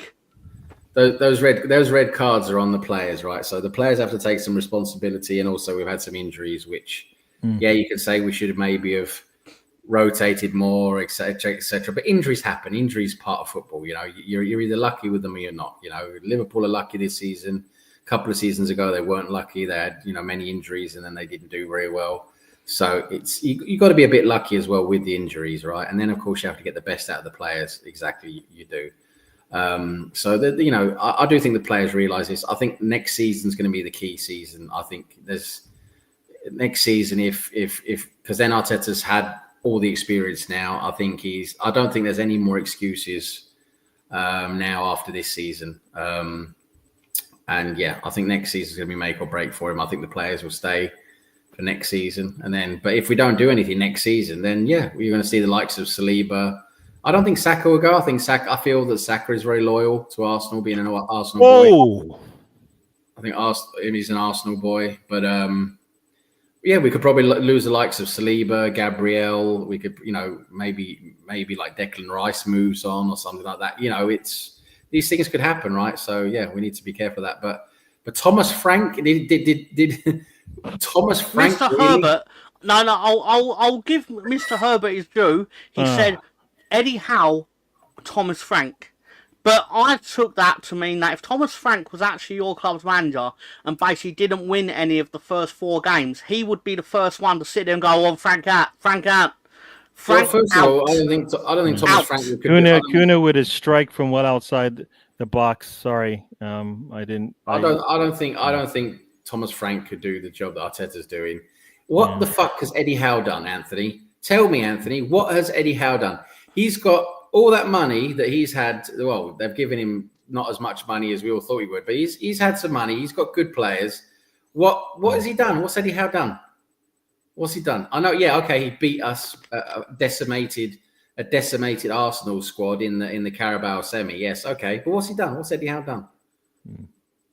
I like Director John telling the moderator that she needs to be the moderator. And then Mancini again. BX has got no idea about context. That's the thing with BX. He's got no idea about context. It's all about, has he won something or not? Well, Mancini has Mancini rebuilt a squad? He tried it for Italy and he fucked up and he got sacked. He had to rebuild the Italy squad after the Euros they won, and he fucked up. They lost to Macedonia. They lost to fucking everyone. And he got sacked. Mancini did a terrible job trying to rebuild. He came into a great Italy team, the best Italy squad in a long, long time. He did well with them, won the Euros. Yes, very good. That's why I say Mancini is a good manager. But then when those older players, the older guard moved on, and he had to rebuild the Italian squad, he couldn't do it. He fucked up. He got sacked. Italy couldn't qualify for the World Cup, right? So that he was shit. And then he was at Man City. They had the best squad in the league. He got all the players he wanted. So it was easy. Funny. It was an easy job for him. Has Mancini had to rebuild? He's only gone into teams that have had everything in place. And yes, he's done arguably quite a good job for teams that have everything in place. But has Mancini had to rebuild anything? No. Arteta has had to rebuild a fucking squad, right? He's had Kolasinac, Bellerin, all these fucking players, right? Fucking, you know, the players, Mustafi, all of this lot. He's had to rebuild an entire squad. Mancini hasn't done that. Well, when he did with Italy, he fucked up. So yeah, no, I mean, there's context to these things, right? And as Thomas Frank, Thomas Frank. Yeah, all right. He's a good manager. Thomas Frank, Brentford, in my opinion, Brentford only still in the Premier League. They would have gone down the first season had Thomas Frank not happened to have been born on the same patch of land as Christian Eriksen, who needed somewhere to basically train after his heart attack. They would have gone down because they got a lot of points based off the fact that Christian Eriksen is obviously the best player they've ever had. Yeah, I mean, Thomas Frank is decent. Very fortunate. Thomas Frank is a good manager. He's not an elite manager, right? That's the thing. He's not elite. He's a good manager. He's done a good job with Brentford. All credit to him, but he is not an elite manager, right? There's no way he would be. There's no way he would be better. And I'm not saying this to you, Tom. I'm saying this to Anthony. There's no way Thomas Frank would be doing a better job than Arteta. No way. There's just can't have that. I'll give Anthony his due. At least he gave an answer. I don't necessarily agree with his answer, but at the same time, I do feel I can't. There's only certain things I feel about Thomas Frank being an elite manager, which I don't think he is. But again, give him the chance to actually see if he is. Personally, just so according to so Eddie Howe's beaten Arsenal five times out of 7. Yes, correct. But does that is your basis for hiring a manager then? Basically, has your manager beaten Arsenal? Then we'll hire you. Is that it? Nothing else matters. What has Eddie Howe done at Newcastle? He's done a decent job. He's done a decent job. I've seen Leeds United hire managers because the chairman liked the cut of his jib. Yeah, of course, there's all that crap that goes on. But what has Eddie Howe done? Please, what is his achievements apart from beating Arsenal 5 out of 7 times? Please. If I'm going to bring in a manager instead of Arteta for next season, I want someone who's achieved things and who is an elite manager. There are a few out there. There are. But in terms of where we are right now, if you sacked Arteta today and you brought in like a Hansi Flick or a Nagelsmann, or you brought in a Pep Guardiola, or you even got Klopp out of fucking he's basically in retirement in a job he's doing in Red Bull. He's got cushy, executive role at Red Bull. Even you got these guys out. I don't think any of them would come in and do a better job right now in terms of where we are right now with this squad. For next season, okay, we can have that discussion. Who do you bring in for next season? You sack Arteta in the summer after the season. Okay, who do you bring in? Do we try and get Klopp out of Red Bull? Do we go to? Do we try and get Nagelsmann from Germany? Do we go Hansi Flick from Bayern München? Where do we go? Do we think Alonso is good enough from Bayer Leverkusen? They're not doing very well this season. Bayer Leverkusen aren't very good this season. Is he good enough? So, no. Which guy do you bring in? I would go with maybe a Nagelsmann or maybe an Ancelotti. Is Ancelotti still doing it? I mean, he's doing a decent job at Real Madrid, isn't he? I mean, maybe, but would he leave Real Madrid to go to Arsenal? Do you think you'd do that? Bournemouth. Do you think Ancelotti would leave Real Madrid to go to Arsenal? I think that's doubtful. I think out of the managers we could probably get, we would probably go to Arsenal. Maybe we could get Nagelsmann out of Germany from the German national team. Maybe we could get Hansi Flick from Bayern München. Maybe we could get a Alonso from Bayer Leverkusen. Maybe those guys. I would entertain one of those three in my opinion. But anyone outside of those three, I just don't think would do a better job in my opinion. I think Alonso from Bayer Leverkusen is only ever going to end up Liverpool manager. Yeah, I think Alonso's nailed on for Liverpool eventually, isn't he? When Slot goes, yeah. When Slot basically decides he's tired of winning. Yeah, I mean Slot has done a good job, to be honest. You know, he does. He done very well despite being given pretty much all of the chess pieces on the first day. Basically, like, you still have to like arrange them and make it work, kind of thing. And people say like, well, how did he get the best out of Salah? He went back to making Salah the main man up front, and the production from him shows that it's the case. BX wants Ten Hag apparently, so yeah, let's go and get Ten Hag, the guy who couldn't fucking do anything with Man United apart from win that. I already said no to that. I said no. Come on, Ten Hag, the guy who's laughed out of Manchester United. You're not going to take a guy with domestic cups and go, yeah, he's going to. We want better than what we got, BX. Better than what we got. He is not better than what we got. I mean, in my opinion, I know Pep Guardiola is hated. We don't like him. There's loads wrong with him. I would take him if he wanted to come to Arsenal. I would take Pep Guardiola. I do think he's a good manager. I would take Hansi Flick.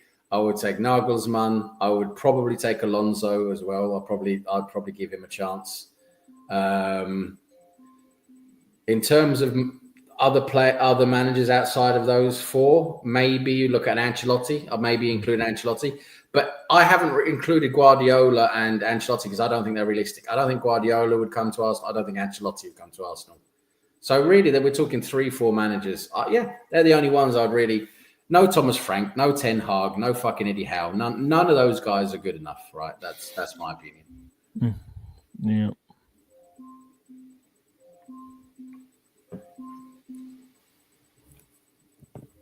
And I was going to ask Tom a Lee's question in terms of realistically, Tom, because I mean, You're going to talk Arsenal for the entire time. You wouldn't let me even have a say. Now all of a sudden you're done. So like, guess what we'll do? We'll just switch quiet, so I gears thought and I'd go a ask. different direction. He was quiet, so I thought I'd ask Tom a Lee's question. He's always quiet when we talk Arsenal. So I thought Gary's punishing me for daring to speak out about his fucking incredible disparity between the way he does the comments on a Saturday compared to a Monday. He's basically a tortoise. He's a tortoise on Saturday, but then he's fucking Usain Bolt on a Monday night when it comes to working through the comments. He's like still love you, Gary. Who loves you, baby? Mr. Tom, you want to talk? You want to talk Leeds, huh? I was just going to ask. I want to know Sam's question. Admittedly, I was just going to ask Tom, since we have the resident Leeds expert here on this panel. I was going to ask him in terms, because I mean, let's be honest. I think you probably won't admit it, but in my opinion, I think Leeds are pretty much nailed on to go up now. Even if you don't win the championship, I think you're going to get that automatic promotion spot. I think you're going up to the Premier League next season. Now, be nice. I was going to ask you, realistically, which do you think you can keep all of your players, even though, I mean, you think you should be able to going up to the Premier League? You think you should be able to keep your key players, but are any of the key players you're worried about losing? No. No. I know that sounds arrogant. It's more based on the fact of, if we were to sell someone this summer, even with promotion, it'd be Wilfried Gnonto. Because I imagine there is a handshake deal that he will be sold if he wants to leave. Because he went on strike last year and we held him to it. But, saying that, I think the actual bigger job will be overhauling the team. Because this 11 is, as an 11, is no way good enough to sustain a Premier League season. No, you have to bring in. You bring in, yeah. Of course. Yeah. And like, I know it's hard. It's not for me to say which of the team are going to be out, kind of thing. But I don't necessarily see any of them being sold. I'm sure we will get an offer for Tanaka based on the fact of it's like that. I imagine fully that Brighton are going to turn around and say, "Well, you only pay $2 million for him. Will you accept 30?" To which I'll be sitting there going, I'll fucking drive him there for 30. Tanaka does seem like a Brighton type of player, doesn't he? Exactly. Yeah. Well, his best mate is Mitoma, who plays for Brighton. That's what I probably thought of him, in all truth. But I just think... I think the thing with... Obviously, Farke is getting a lot of shit for what happened when he did get promoted with Norwich twice. We won the championship twice with Norwich. But then... people forget that they sold his best players immediately. Like, they sold Buendia out from under him. And then they didn't replace them. It was the best part of it. It was like, well, we're getting this money for Buendia from Aston Villa, and now we're not going to replace you. We're not going to replace him. We're just going to take the 200 million from the Premier League, and Daniel, go fuck yourself, basically, is what happened. Pardon my language. That's brilliant. No, I could see maybe someone to make a bid for, like you say, Gnonto or maybe Tanaka. But yeah, you'd probably be able to keep hold of him, to be honest. Maybe not Gnonto, but because he might want to move on. But yeah, you could probably keep hold of other players. Yeah, you're probably going to get rid of Gnonto, but everyone else you're probably going to be able to keep because you go up to the Premier League. They get nice, bump in their contracts. Yeah. You can probably keep them. I'm looking forward to the day, right, regardless of what happens, especially if we do get promoted, I look forward to the day that Jack Harrison walks back through that door at Ellen Road or at the training ground or whatever, and it's like, we don't need you anymore, Jack, because when we actually did need you, you fucked off to Everton, of all places. Everton! You'd rather play for Everton! And your mum can go fuck herself too. What a slag. What a slag. I don't know what this means. She's tweeting against Leeds, basically, is what happened. Anyway, that is a reference from Russ to Masato Tanaka, who is a wrestler for Extreme Championship Wrestling. Most known for having the shite beat out of him in 2005. There you go. All right. By Mike Awesome. Yes, Tanaka. That is with the greatest line of commentary ever, because Mike Awesome did a move they called a suicide dive, to which the commentator, who didn't like him, for real didn't like him, basically went, and it's almost a shame he didn't succeed in taking his own life. Have a guess what Mike Awesome died of. Have a guess what Mike Awesome died of. Oh my God. Yes. Oh dear. That's not very good, is it? That's not very good. Yeah, it's not one that aged well. But Not good. Not good at all. I couldn't help it, Russ. I couldn't help it. There's the law. Anyway, what? Which of them good enough for Premiership? We've got too many. Helder Costa is brilliant for Championship. He's barely brilliant for a Championship player. We paid 16 million for him. Yeah. Prices. That's when you knew you had to get promoted. It's when you knew you had to get promoted, because I didn't want to be on the hook for Helder Costa for 16 million if you didn't get promoted. But then we ended up having to pay about 15 million quid for Sean Kelvin Augustin in terms of his wages and stuff like that. You guys go and get like the most obscure players. It's what you have to do. Yeah, and they've worked. A lot of them have worked, to be honest. I mean, you're obviously doing a good job now in the Championship, aren't you? So, so you still have to hold on to Branford.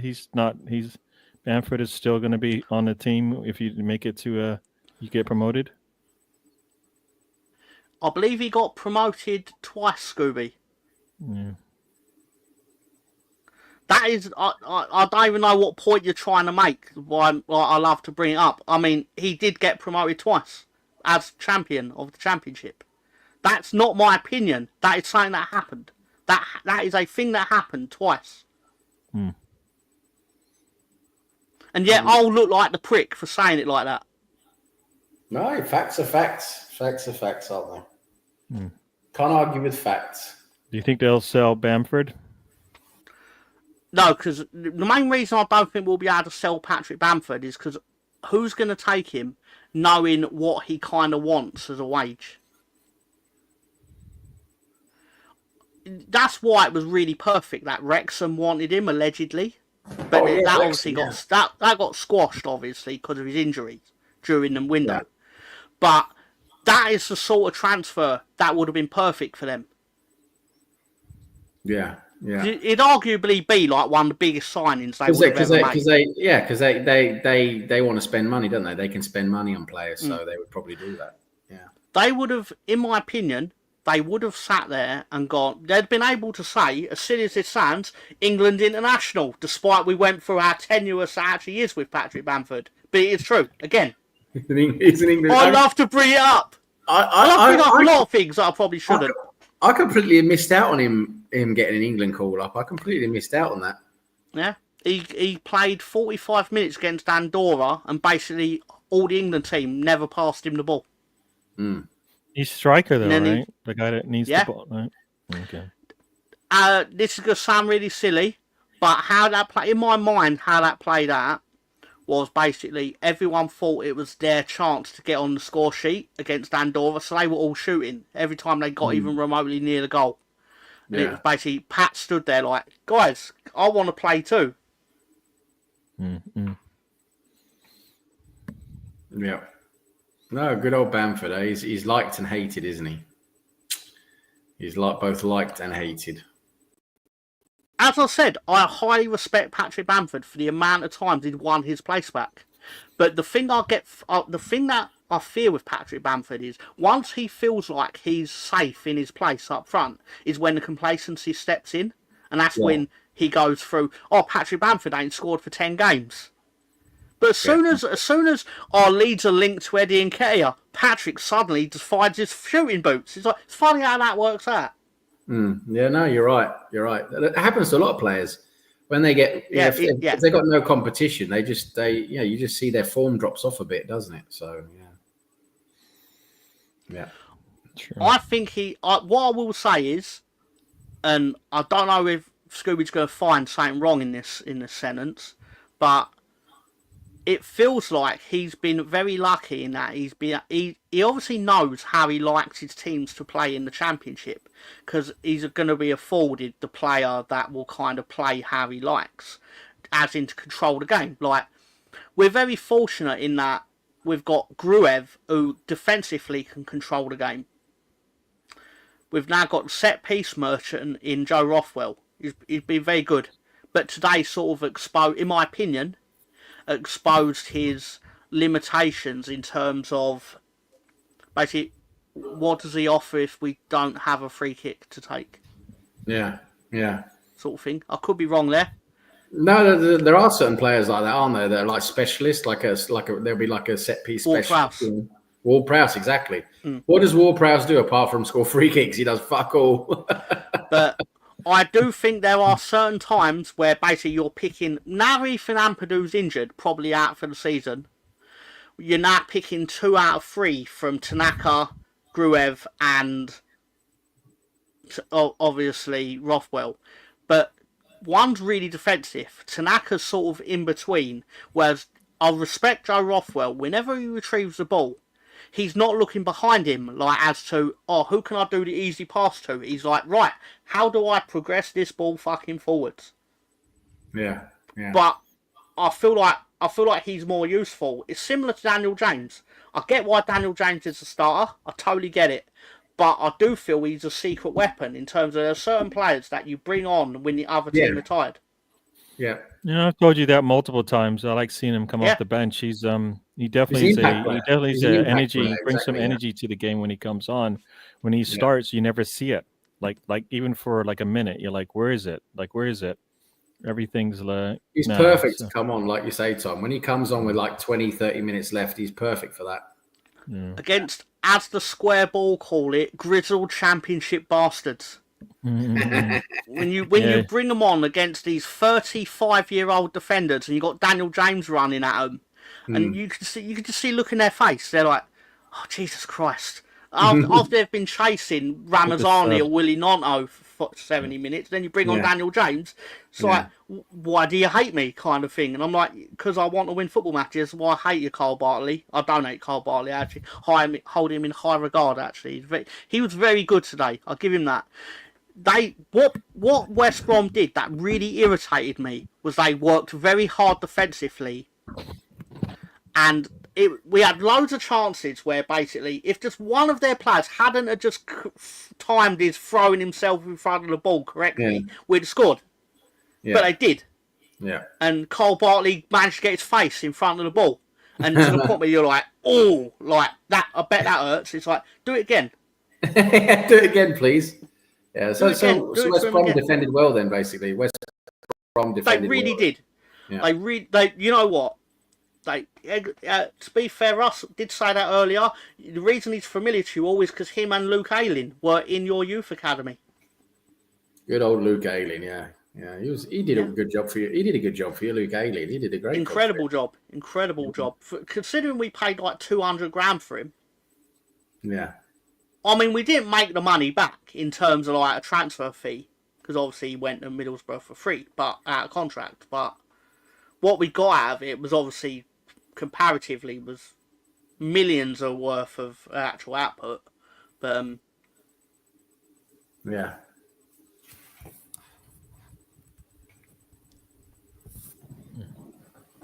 We got about 8 minutes left in the what's the scores? FA Cup in the Bournemouth match is 1-1 right now.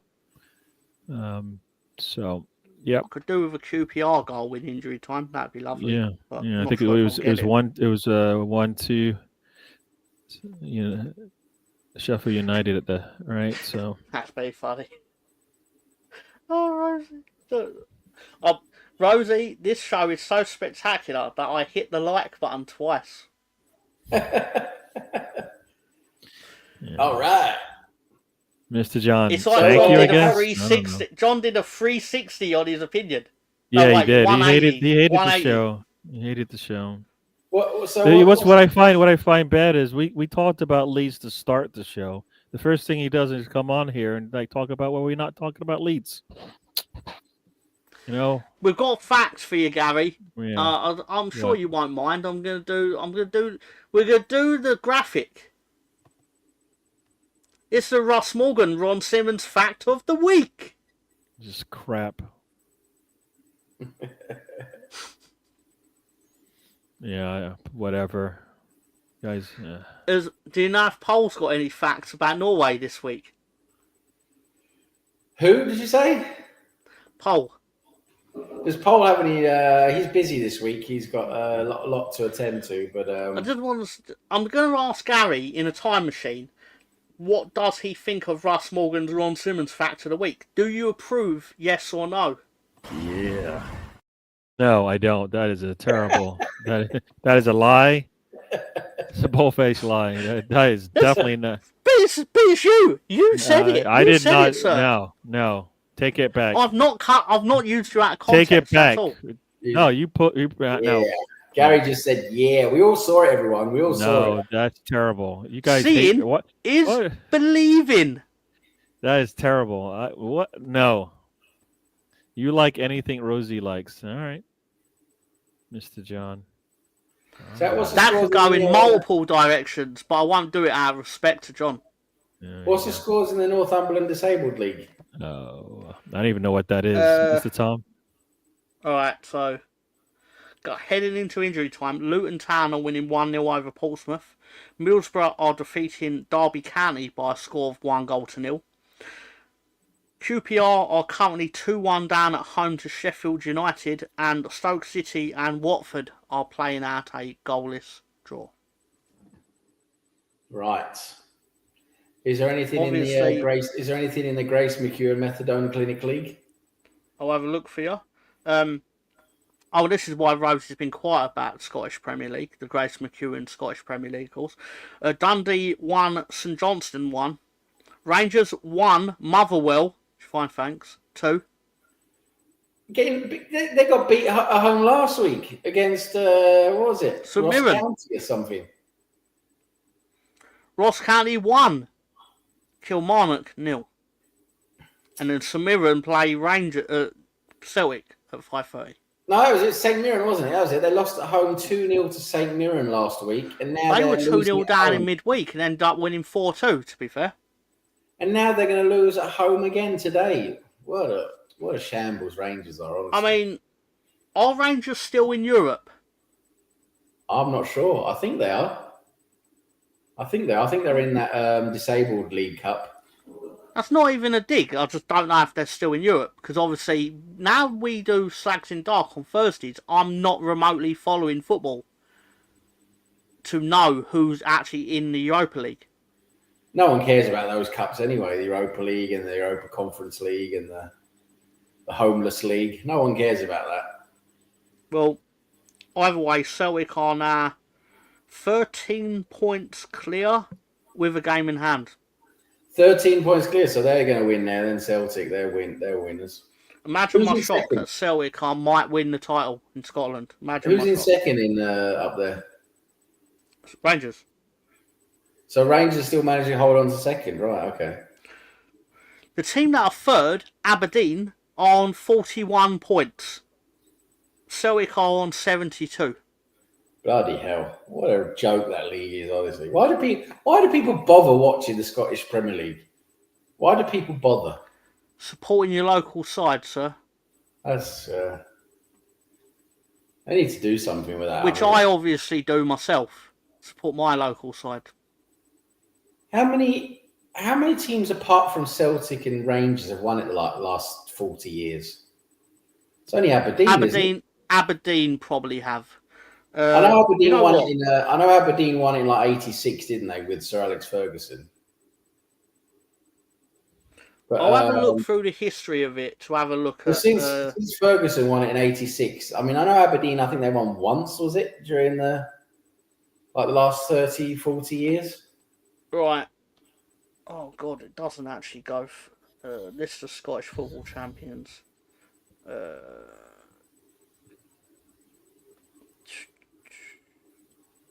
Titles won.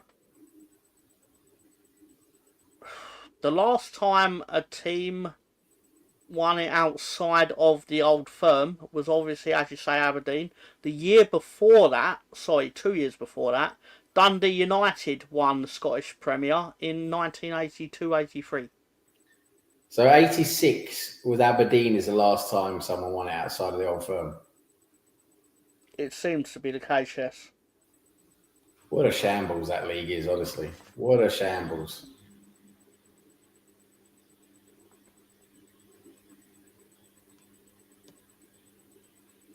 Oh, yeah, it's a great league, Scooby. It's a great league where you got loads of people kicking each other and, playing long ball football or whatever. But then you end up with just one of the two teams winning it. That's that, every year. So, all I'm going to say is I did do double bubble at the cinema yesterday. That's and true. I suspect on Thursday I may relay my experience.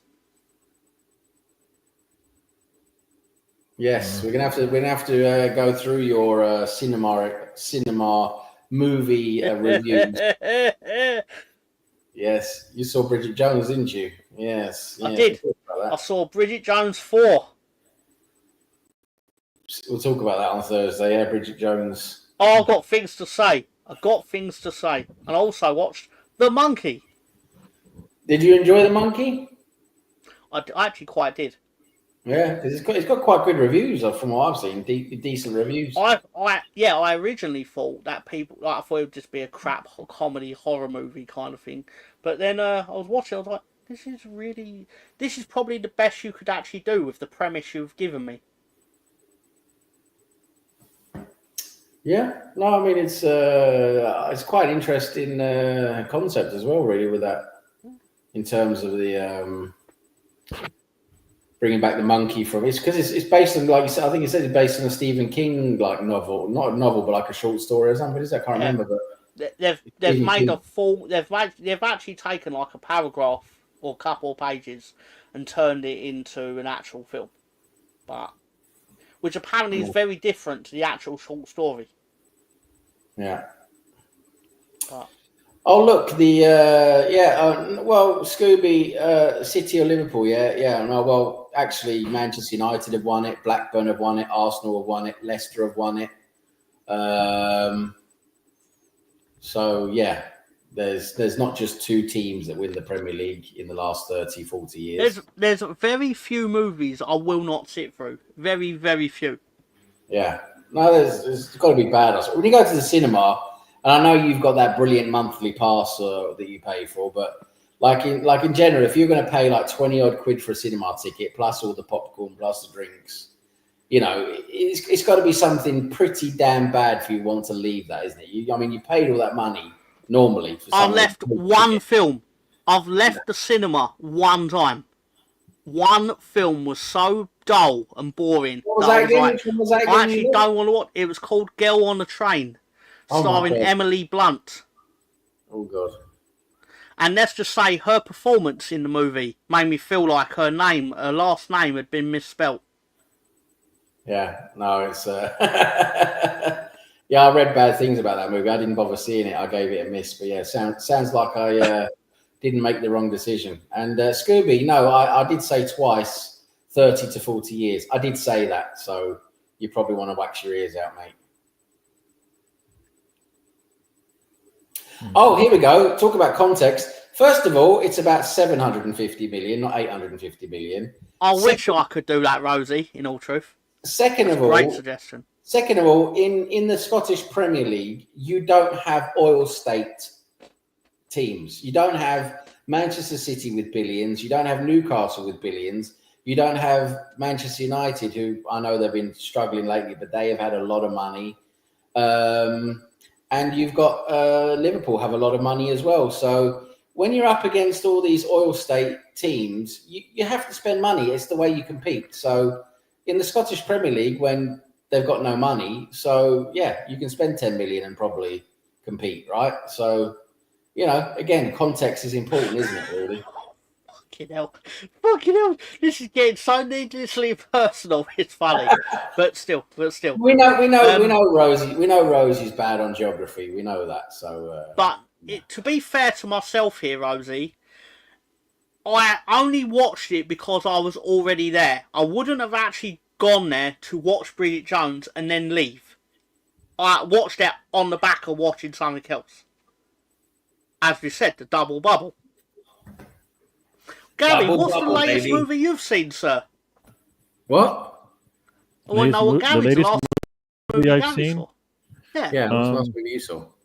I don't think I saw Hederick, but I don't think that was the latest one. I think I saw something after that. No, I don't mean that like out new. Like, what's the last movie you've seen? I'm trying. What the hell did I just say? Well, you said Heretic, but then I you said I basically can't. then I sort said I of can't walked it remember back. what the. I'm trying to figure out what I've seen lately, and I can't remember what the latest one was. I don't know. You know, I don't watch movies every week. I don't have that opportunity. But the last one I can remember is Hederick. I saw Conclave, but I don't think that's the latest movie I've seen. I enjoyed that movie. I Yeah. didn't think I'd like it at all. Yeah. No, I Quite like enjoyed it. I like Conclave. It was definitely not what I was expecting, but it was dramatic, and the music was really good in it. I mean, the music I thought it was playing gonna at be the right really times boring. was perfect. Huh? I thought You're it was talking gonna be about boring. Heretic now with the Hugh Grant No, one. I thought Heretic was really good. I liked Heretic with what's his name? But yeah, that was. I mean, with Daniel Cleaver from the Bridget Jones films. His character's name. Yeah. No, I can't. You know, I can't remember the last movie I've seen off the top of my head. It might be Heretic. I think that John Lithgow playing a priest who turned out to be a bit dodgy is the least surprising thing I'd ever seen in any movie. Talk about Conclave now, right?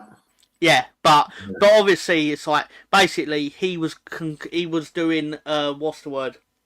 He was conducting shenanigans to try and get himself named as the new pope, essentially, and he was playing politics, and he got caught out, kind of thing. Yeah. Because you can't try and play politics in a thing when Voldemort is essentially the policeman investigating it. And you just know with John Lithgow that it's going to be something dodgy. He likes a bit of a dodgy role, doesn't he? Yeah. Unless he plays Dick Solomon in Third Rock from the Sun, he's dodgy as fuck in everything. He just looks like a man that'd kick you off the cliff. Yeah, no, I didn't hear that about the Millwall fan. I did not hear that either, Mr. Herbert. Millwall fans were chanting, "Oh God, oh no, that's terrible." I'll say it for you, Scooby. Nosferatu is boring. It is boring. That's true, but he did have Alzheimer's, to be fair to us. So if he was dodgy, he wouldn't have remembered it.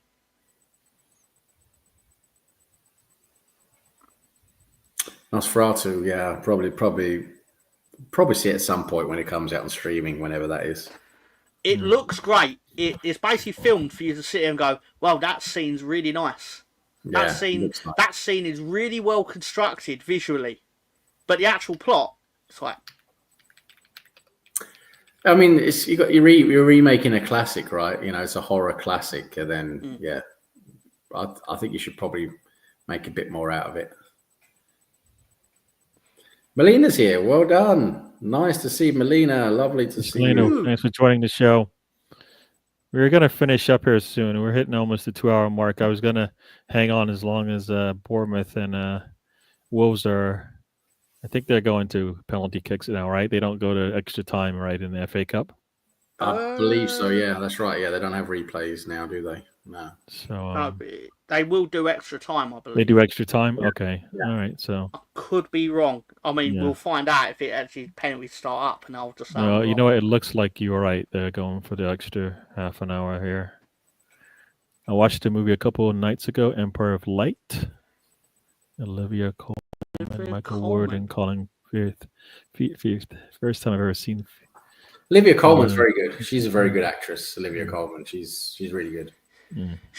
But I think she's good, but she's not as good as people say she is because she's not a very good looking woman. And what I mean by that is I'm not insulting her looks, but I mean in terms of like Hollywood. She looks the way that Hollywood can point and go, we're not actually that evil because we've gave her best actress kind of thing. And it's like, and she looks like shit. I remember when she was in wasn't it Peep Show she was in? She's in the Peep Show. She's also in that Michelle Webb look. She's actually in Number Wang. She's a contestant on That's Number Wang. The game show, the fake game show. Great. And I remember Peep Show. She was pretty good. I mean, she was quite good and everything. But I could never see her becoming like an Oscar actress. I mean, it was she's done really well. She's also in season 2, episode 6 of The Office. I mean, she's done really well for herself, hasn't she, Olivia Colman? Outstandingly really well for herself. Really good. She's a genuinely good actress, but I do believe that it is mainly partly so Hollywood can go, we're not like how you think we are. It's like, no, you're exactly like I think you are. Because if you weren't exactly like I thought you were, then Renee Zellweger wouldn't have felt the need to literally change her face to still get work. Good old Renee Zellweger. It's absurd. There was nothing wrong with how that woman looked. No, and even if there was, so fucking what? She did lovely. Oh, look, Scooby-Doo giving it all large because of the one European Cup. Well, I suppose that's the one thing you've got, isn't it? That European Cup. Oh, well. Oh, darn. Arsenal's won more European trophies, though. There is that, but oh, well. Cool. You can enjoy Scotland with your 2-team league and playing long balls and enjoy that.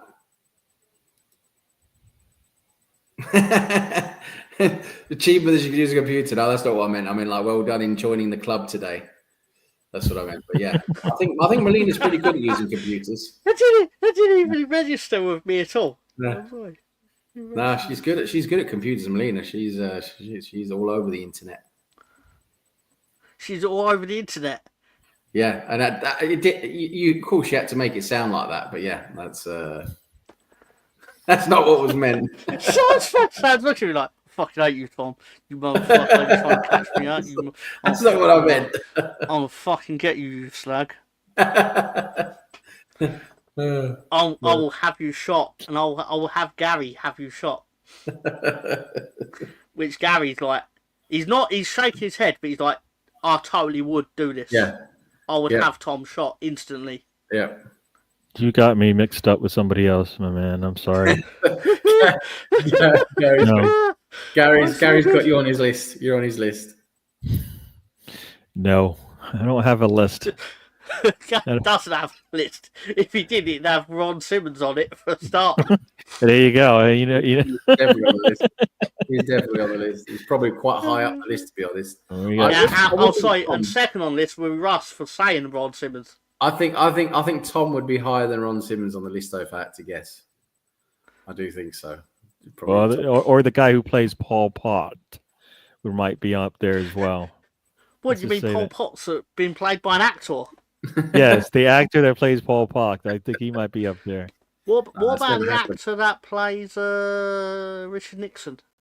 You know what? I actually think I'm Not a Crook is all right. Okay, I don't know.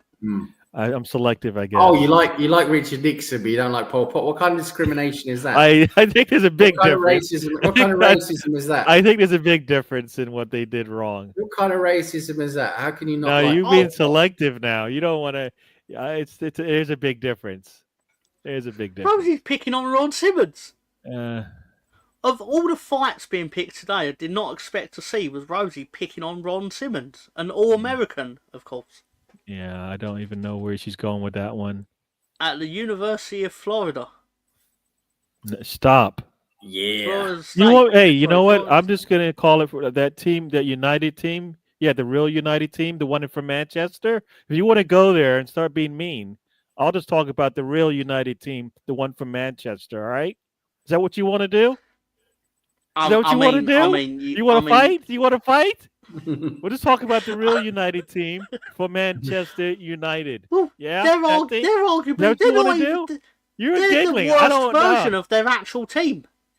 They're the worst version of their actual club in the history of the Premier League currently. So fine.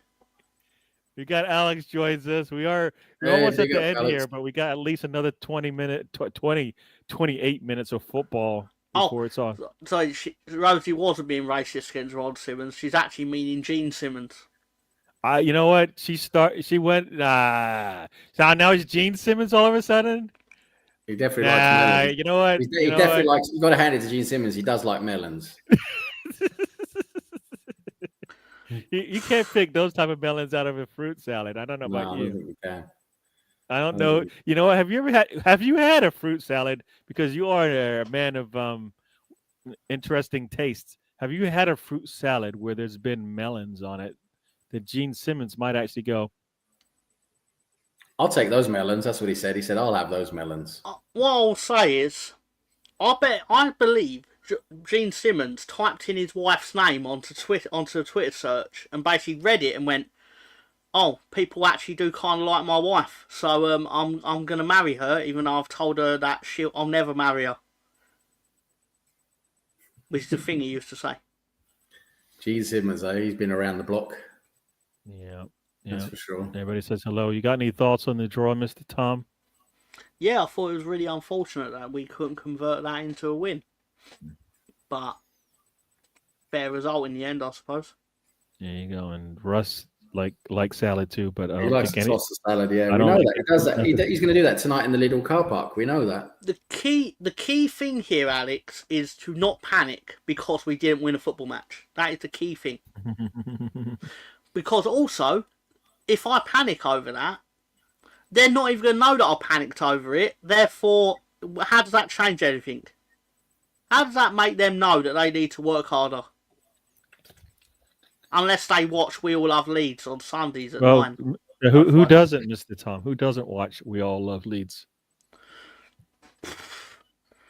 Too many people. I wouldn't be nearly arrogant enough to suggest that 25 people on the internet clearly watch We All Love Leeds. I would never say that. Needs to be more, to be honest. It deserves more. It deserves more. I appreciate that. I do appreciate that. I do have a more important question. Rosie, where do you keep all the links? Do you have a special folder for them? It had in my head earlier when she was posting the links. You meant document, right? Rosie keeps in the same folder with all the shit jokes. Possibly. That's the folder she puts them in.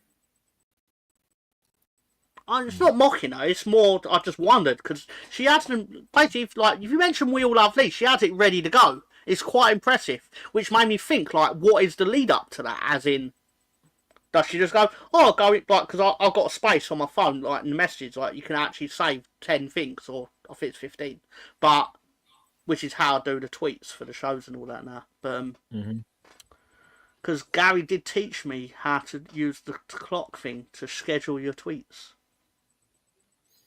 Yeah, Sam doesn't like it. He's like, "Why are you tweeting all the damn time?" You don't need to spam people's feeds, to be honest. But sounded like a damn thing I do. I do. I like a lot of things you do, but sending 5 posts in one afternoon about a show. I reduced the number down a little bit. Right? I weaned off of it a little bit. If I spam people's feeds, it's with all your shit. Basically, it's with your show's shit and Gary's show's shit. And my shows are basically the tip of the iceberg. But basically, more people are going to see me going, "Oh, Sam's doing something on YouTube." And Gary's doing something on YouTube today. I'm retweeting Gary's shows that I'm not even fucking on. Yeah, I retweet your shows. I'm not on any of your shows. No, I appreciate that. But I'm just making it clear that I also retweet shows that I know I have no intention of being on. What is LFG? Why am I not clueless to this? That is, I believe that is a WWE show on Sunday night. But if I try to review everything bit of content that they put out, my show would last 17 hours, and I just don't have that kind of time. Yeah. So I'll just watch the clips that they give to promote it. Mr. Sam. Ah, good old Rosie. She's got it saved there. She's got it saved in a special place. That's what she's got. She's got it saved in a special place. It's a golden link. Just to confirm, this link I'm putting on, although it's coming up under the name of Gary's channel, is for the WWE Elimination Chamber watch-along tonight, 11:30 in the UK. Cool, check it out, which is obviously 12:30 in Europe, and I believe it is 6:30 in. Yeah. I could be wrong. It's either 6. I believe it's I think 6:30. 6. Yeah, No, 6:30. Rosie, we appreciate that. We Eastern appreciate time. the link. In the States. So I've never told you not to put a link up. So I'll never do that. Appreciate it. Appreciate it. I mean, I did used to lightly mock it, but obviously secretly. I mean, it's not secret, but I was still saying like, it's still nice you do that. But it was more. It is very nice. I didn't think I was being unfair when I was basically saying put up the ones of people that I haven't already subscribed to, and I get why she does it. I know we've discussed this before. I totally get why she does it. Obviously, just being nice to people's content and their channels, stuff like that. But I was sitting there going, yeah, I've already subscribed to the 12 links you've put up. Put up 3 of them that I haven't, kind of thing. But I know it's not. I'm sorry. We're in this world where everything's about Tom, obviously, but still. Tom World. That would be a theme park I would probably spend some money to go in. Tom World. Tom's World. Are you sure? Tom World. I'll go in that. There'll be a lot of people. Basically, the first thing that comes to mind, if there's a Tom World theme park, the first thing you're going to see when you go in there, you're going to see this big screen, and there's going to be Tom on it, and he's going to be telling people to go fuck themselves. That's going to be the first thing you see. But you know what? You know, actually, well, you know what? We'll be there. We'll be there though. Pork balls will be there. Yeah. The only food you'll be able to have in the theme park is pork balls and chow mein and prawn balls. I fucking love pork balls. Prawn balls, chow mein, pork steak, balls, overcooked steak, and really charcoal, really well done steak. That's going to be the only food available. And you know what? And they deliver the steak via the air. It's like a frisbee. They just sling it at you. Yeah, like a weapon. Alex, it is on Netflix. It is on Netflix, to be fair. Yes, it is. Okay, yep. And I will be joining Tom tonight. El Krusty Socko. Yes, I will. I will be joining Tom tonight. Watch the Elimination Chamber. Yes, it'd be good. It'd be good fun. You post your own link, Rosie. What's the point of this? Well, because her link is her posting, as in, like, you can click on the thing and then go. You click on the thing and then it comes up, view channel. So you can actually just view and subscribe to Rosie's channel. But Rosie posting, I never post my own link, is indirectly posting her own link for anyone who was interested. She's yet to try a prawn ball. That sounds like a really bad decision. That's pretty tasty, to be honest. Prawn balls, they're good, and pork balls, they're nice. A bit sweet and sour sauce. I like pork balls in the fact they're cheaper and you get more, but prawn balls are the premium version of that. Looks like Russ might make an appearance. He should. I will let him in if he does. Elimination Chamber. Obviously, as I say, the same does apply to you, Gary, if you have the time. But obviously, I can't let you in. You can let yourself. I mean, I will let you in, obviously, because we don't bring ourselves into other people's generally. But you know, it's more of a. Only mods can click on your name, Rosie. Oh. Can't you click on anyone's name in a chat and go to their chat? Yeah, I figured. Yeah, I just figured. I'm pretty sure I've seen that a few times. You can click on someone's name in the chat, or on their avatar. You click on their avatar and you get the option. That's go surprising. To their channel. That's surprising. But Tom, anyway, the theme park. What would you have in your theme park? Your Tom's World theme park. What, as in rides? Well, obviously there'd be no height restrictions, obviously, because I would like to be able to go on my own rides in my own theme park, obviously. That hurts. That hurts me. Oh my god! They don't even have rules. People say I have no sense of humour. Oh my! No one's actually ever said the that. only park where everybody gets on a ride. Everyone gets on a ride at the Tom's World. Everyone, yeah. Nobody gets turned away from a ride at Mr. Tom's amusement park. Oh, all right. What else we got going on? Rosie, is that more because of basically it did then turn into I believe 2 weeks ago, it turned into a low-key slags in the dark discussion, which personally I have no problem with, of course. It was full of cup and saucer rides. Oh, Mr. Herbert, why do you hate me so much?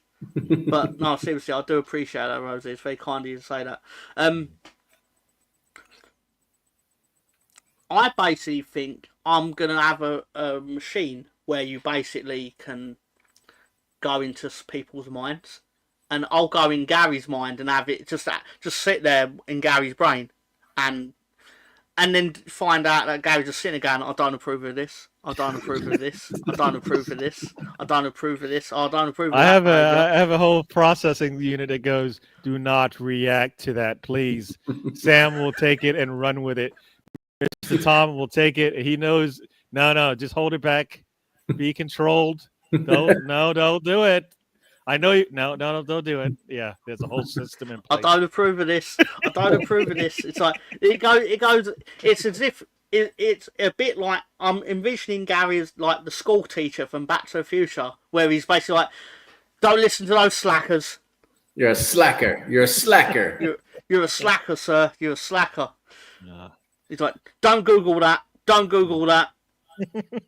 I don't Google anything you guys put up. I'm not even doing a sarcastic like don't do it as in I know you're gonna do it. It's like no, I'm really telling you to not Google these things because they're not for your ears, sir, and your eyes. Let's just say. There you go. I appreciate that, Mr. Herbert, but that doesn't mean I'm not gonna roast the fuck out of you when you give me the opportunity. It's still 1-1 with about a minute left here in the first extra time. Bournemouth and Wolves. Yeah, I don't think anybody remake the stream for Instagram, did you? So check out. This channel looks new to me. I don't even know how to say that. Your favorite men's JH Yakaz couple. That's a new channel. I don't know. Yeah. There you go. I didn't. I paid him in pistachios. All right. Pistachio. I think cheese will get you killed at my theme park. Cheese will get you. There's no cheese in Tom's world. Yeah. There's no cheese. Basically, if you ask for a Pepsi at the kiosk, you'll be handed a free Pepsi. But then if you ask for a Coca-Cola, you'll be punched in the face repeatedly. Oh. That sounds about right. Is there a crisp universe or world or like ride or something like that you can go on there where? Yes, that's a great idea, Gary. Actually, now you've said it, because it wouldn't have entered my mind. So to be fair, congratulations, Gary, because you've just constructed Crisp Zone. Crisp Zone. Crisp Zone. You just go in and just eat loads of crisps, and they're all crap. Well, basically, Gary gets to manage Crisp Zone because he gets to suggest flavours to people in the hope that you'll throw up. Yes. Because I have nightmares about Crisp of the Week segment occasionally. It's very upsetting. But one of the flavors is, what is it? Was it chicken wing flavor or something? Some crap like that. I was like, that's not. I remember the time it was actually shaped like a chicken. The crisp. Yeah, it actually made it look like a chicken drumstick, if I remember rightly. Yeah. But it tasted like cardboard. Yeah, not good. Not good. But it's halftime. Not in. Yeah. Sorry, go on, Gary. I'll just say it's halftime at an extra time here at Bournemouth. Still 1-1. I assume they will open up. They've been really. They don't look like they want to score. So. Yeah. Go ahead, Mr. Tom. Tell me. Tried hunky dories last week. False nails. Basically, I've got a great idea. Andy Herbert's all. I'll take all my best ideas. Are basically always influenced by the little bits of the greatness of other people. You put them together, and you get Mr. Tom's brain. But I actually do think Nails should be the security guard of. Nails is security guard. just someone dressed up as Nails. he'll start beating people up and go, "Who's the boss now, boss man?" Who's the boss now, boss man? Oh, that'd be fucking hilarious. A roast show on Snags in the Dark. What does that mean? That is where basically we get roasted by the chat, isn't it, Mr. Herbert? Does he want the chat to roast us, or does he want us to roast the chat? Or maybe we could do a bit of both. I mean, we could do a bit of that anyway, I suppose. Yeah. I mean, it could save you all time. I turned 40, but I was going bald at 25.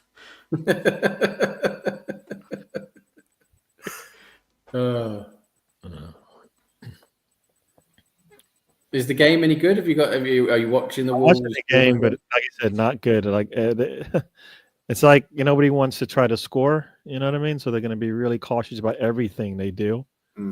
So going to attack. You get to that stage where you're not really taking much chances anymore, are you? I suppose that's what normally happens, isn't it? They get tired and they don't really take much of a chance. They're like, oh no, we don't want to give too much away, and then you end up with penalties.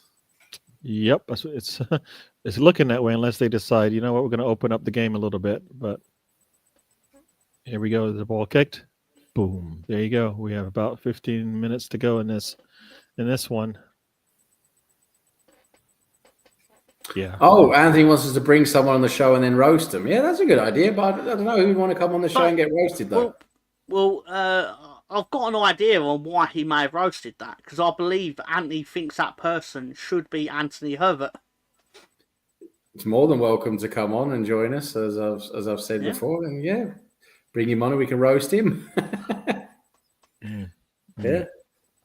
Incredible. Arsenal's not playing this weekend, but they do play PSV this week. So there you go. Yeah, we've got PSV midweek, haven't we? In the last 16. I couldn't believe how lucky I got on Thursday night when I finished the wrestling show, and I sorted all that out, like getting rid of the slides and all that. I was like, let's see if Dan's show's still going. It was still going, and I found myself very behind in the movie quiz. He came back and ended up winning it, didn't you? It's not important to talk about who won it, but I think you it wasn't everyone else in that chat, but still. You're quick. You're really quick. You was lightning quick. Yeah, I was very fortunate. I mean, I'd come up with this system of basically I either know the answer or I don't, and there was a lot of them that I didn't. To which I was like, I just don't know. But you knew most of them, didn't you? You knew most of them, but you were so quick. As soon as Anthony said Batman, and no, I'll tell you more accurately. Anthony said Seal did a song called Kiss from a Rose, which I immediately started writing Batman Forever, because I happen to know he did the theme song for Batman Forever, which was Kiss from a Rose. But then when he then turned around and went, what movie is that from? I was like, send. Yeah. Because I figured it's a movie quiz. Why else would he bring up Seal, Kiss from a Rose? Yeah. But it's I don't know if you guys have seen it over here, where they have a Seal commercial. Oh, that Seal commercial for the Super Bowl, that was stupid. That was so stupid. What was he doing? Obviously, he wanted money, I suppose. But you definitely need money if you're doing that. You definitely. Jesus Christ! Surely you can do better than that. Trying to, yeah. I know it's all a bit of a comedy and all of that, but I know it's a bit of a comedy and all that, but still, no. Yeah. I think I was just very fortunate that I happened to be aware of most of the ones that I got right. But it's also annoying because the chat shows differently for different people. That's the thing that annoys me. It's like on those two questions, I thought I was first. On my screen, I was actually first. I shared the screenshots with you, Tom. I was like, look on my screen, I'm actually first. And then you have to go in and reset it and actually, I mean, who's gonna go and reset it after every question? It's stupid. The only place it matters is the channel, channel, the real channel. Yeah. So I've seen other channels that try to do these competitions, and like they will take the word of the people in the chat, and then when he looks at it on the channel, it's off, and he's like, "Oh, okay, I won't do that again. I'll do it." But then so it was really good fun though. I mean, the questions were. I mean, a lot of the questions were good, and it was good fun. I obviously, if he did music, I would get none right. I'd be destroyed. Like it'd be Sam and Rosie, like 15 points. I'm not really good on music. I'm not really good on music either, to be honest. I mean, there's some stuff I know, but there's a lot of music stuff I don't know. So yeah. I was really upset on Thursday night when I found out that they'd already done the music quiz. But then in my mind, it was like for me and because in my life, I'm the main character. So everything needs to revolve around Tom, obviously. That's not true. It's not true. I've actually gone against my own self-interest for people's feelings more often than I actually should in life. But anyway. Anyway. I'm sitting there thinking, why couldn't movies have been Tuesday and music been on Thursday? To which then I would have been able to participate in movies on a Tuesday. I was like, damn it, Mr. Gooner. Well, that's just not the way it was it? But you still managed to come in and end up winning it, though. So, yeah. Yeah, it's almost as if I did my show really quickly so I could win the quiz. It's almost as if I was that petty. No, it's not true. It's not true. It's not true at all. It's entirely coincidental. It's entirely coincidental. It was fun though. I look really clever on Sam's show because Sam's come up with what book was Die Hard based on, and I'm sitting there like, isn't it really fortunate that Die Hard is my favourite movie, so I know the answer. Yeah, that just made me look really clever, and I'm sitting there. I'm sitting there, probably look like the smartest human being ever. Sorry, what's that, Sam? I said you got lucky with that one, didn't you? That question. I really did, because if he'd have turned around and gone, "What book is Terminator 2: Judgment Day based on?" we'd still be trying to answer it, because I wouldn't know. Yeah. But not really much thought on Trump versus Zelensky. So I heard he didn't wear his suit, and that was probably one of the glaring things he did wrong. Was it well done, Beef? How did they cook the beef? It has to be well done, doesn't it, for you? Well done.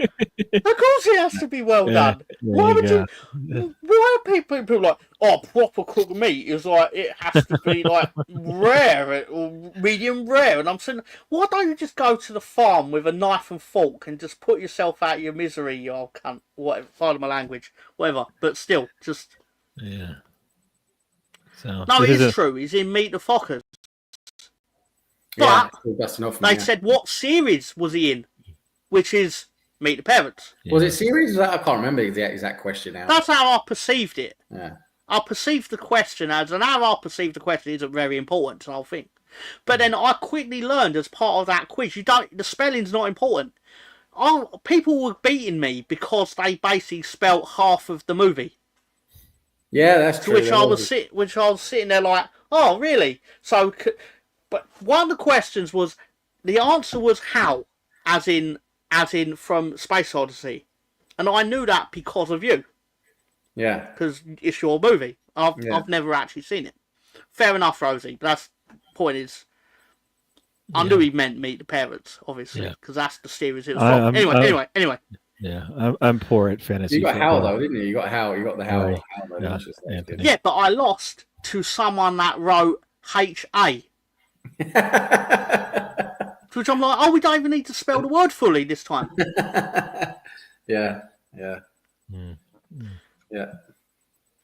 Something's gone wrong over here.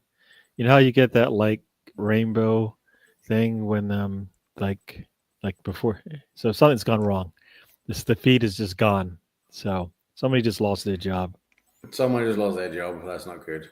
Yeah, technical difficulties. We'll be right back. All right. I do enjoy technical. Got to be pink in the middle, Mr. Tom. That's what she said. That's what she said.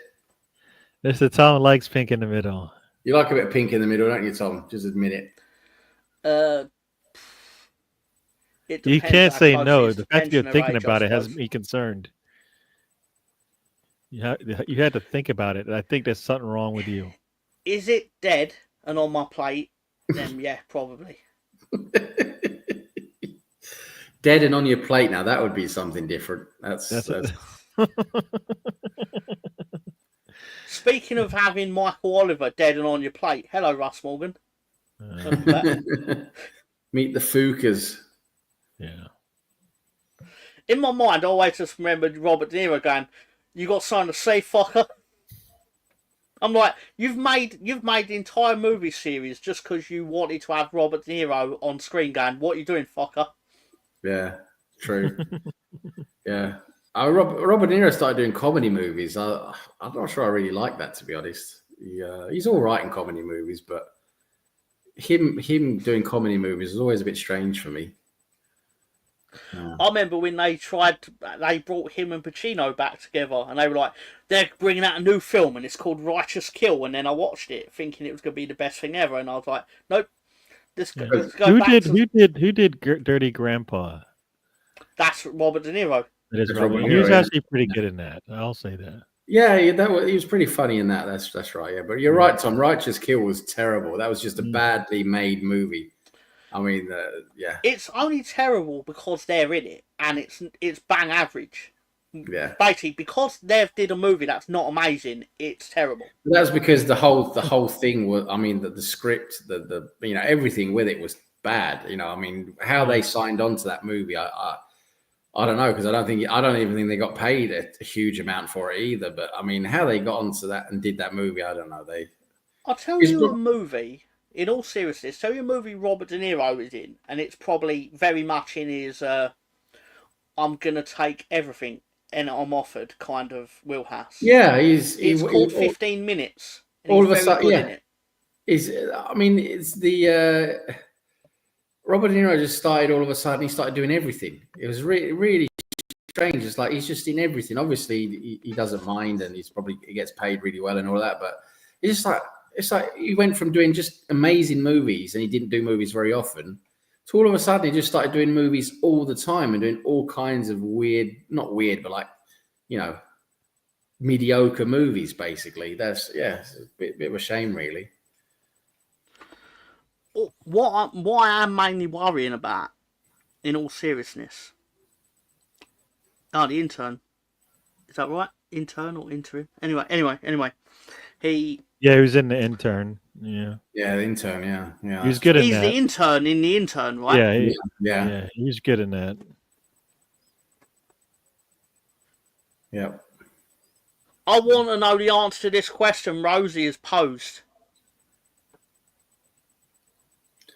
Name 3 good movies. She's asking Krusty Socko for his 3 good movies. He's already in it, Russ, and I knew you knew I was going to say that when you typed it. That's 3 good Ben Stiller movies. That is, by the way. I think that's what she's referring to. Three good Ben Stiller movies, and he's Something About Mary. He was good in that, right? That was really good. Something About Mary was funny. I think Dodgeball is quite fun. I like Dodgeball. Is a fun film. Dodgeball's fun. Yeah, that's good fun. Yeah. I don't remember what else he's Hang on. Sorry. Why is Zoolander the villain in this? I've not seen Zoolander 2. But what you got against Zoolander? It has Billy Zane in it. He's cool. Tropic Thunder was pretty good as well. That's a line from the film I just referenced. Yeah. Why are you picking on Billy Zane, man? He's cool. There you go. So there's 3 movies, Rosie. There's at least 3. There's probably more. Nah. Yeah. I like when he did a film called Mystery Men, and to promote it, he went on Monday Night Raw and got beat up by Jeff Jarrett. That's a real thing that happened. Yeah. Ben Stiller's made some funny. He's made some funny movies. I mean, they're not great, but they're quite funny. I thought There's Something About Mary was very funny though. That was a funny movie. Yeah. I remember about 3 minutes left something. in extra time here, so nobody scored, so we're most likely going to penalties. They've punished you, Gary, for keeping the show going. In all seriousness, I watched him in. I can't remember what I watched him in. It might have been like something Mitty, something like that. But I sat there thinking, no wonder your wife left you, Stiller. Walter Mitty, but then wasn't pandemic hit, and he had to live with her. So then they got remarried, and I was like, no wonder your wife got back with you, Stiller. Yeah, what was it called? The Adventures of Walter Mitty or something like that. I can't remember. So, yeah, that sounds right. Night at the Museum. Night at the Museum was okay. Robin Williams was good in that as well, though. If he wasn't significantly involved in that, do you know who would have been in Night in the Museum? I swear it's true. Bateman. Jason Bateman is perfect for him. Would have been. Yeah. Because Bateman and Stiller in movies, well, actually not Dodge, because in Dodgeball he's obviously the comedy villain, but him and Bateman are basically the same actor in terms of movies they tend to do, because they are basically always the most sane person in the room. Yeah. Things get a little crazy over here. Kuna and Keltza, I think his name is, for Bournemouth, were basically head to head, and Kuna actually did headbutt him. Oh, I'm not going to watch. I'm not getting Chinese tonight, by the way. Oh, you're not getting Chinese? I'm having a week off. Yeah, you got a wrestling show and no Chinese? What? How? What? That's actually a great idea. I hadn't thought of that. I probably will get chicken wings in the lead up. You need to have something, man. You need to have something. Wolves got red cards. Red cards. I think Kuna gets a red card. He definitely headbutted him. I don't know why he did it. It was an easy one, very easy one to do. Kuna's been sent off, really? Yeah, headbutting. Yeah, that's what. That's the man that wants to get relegated. Yeah, he can't get relegated in an FA Cup match, but yeah. No, but you can be suspended for the Premier League games. Yeah, that's true. That come across as part of the ban. You are very correct, sir. Yeah, yes. that's gonna make Wolves struggle now, isn't it? Without Kuna. I mean, the guy does grab him, and he swings at him too. You know what? Kuna lost his head, and then he headbutts him.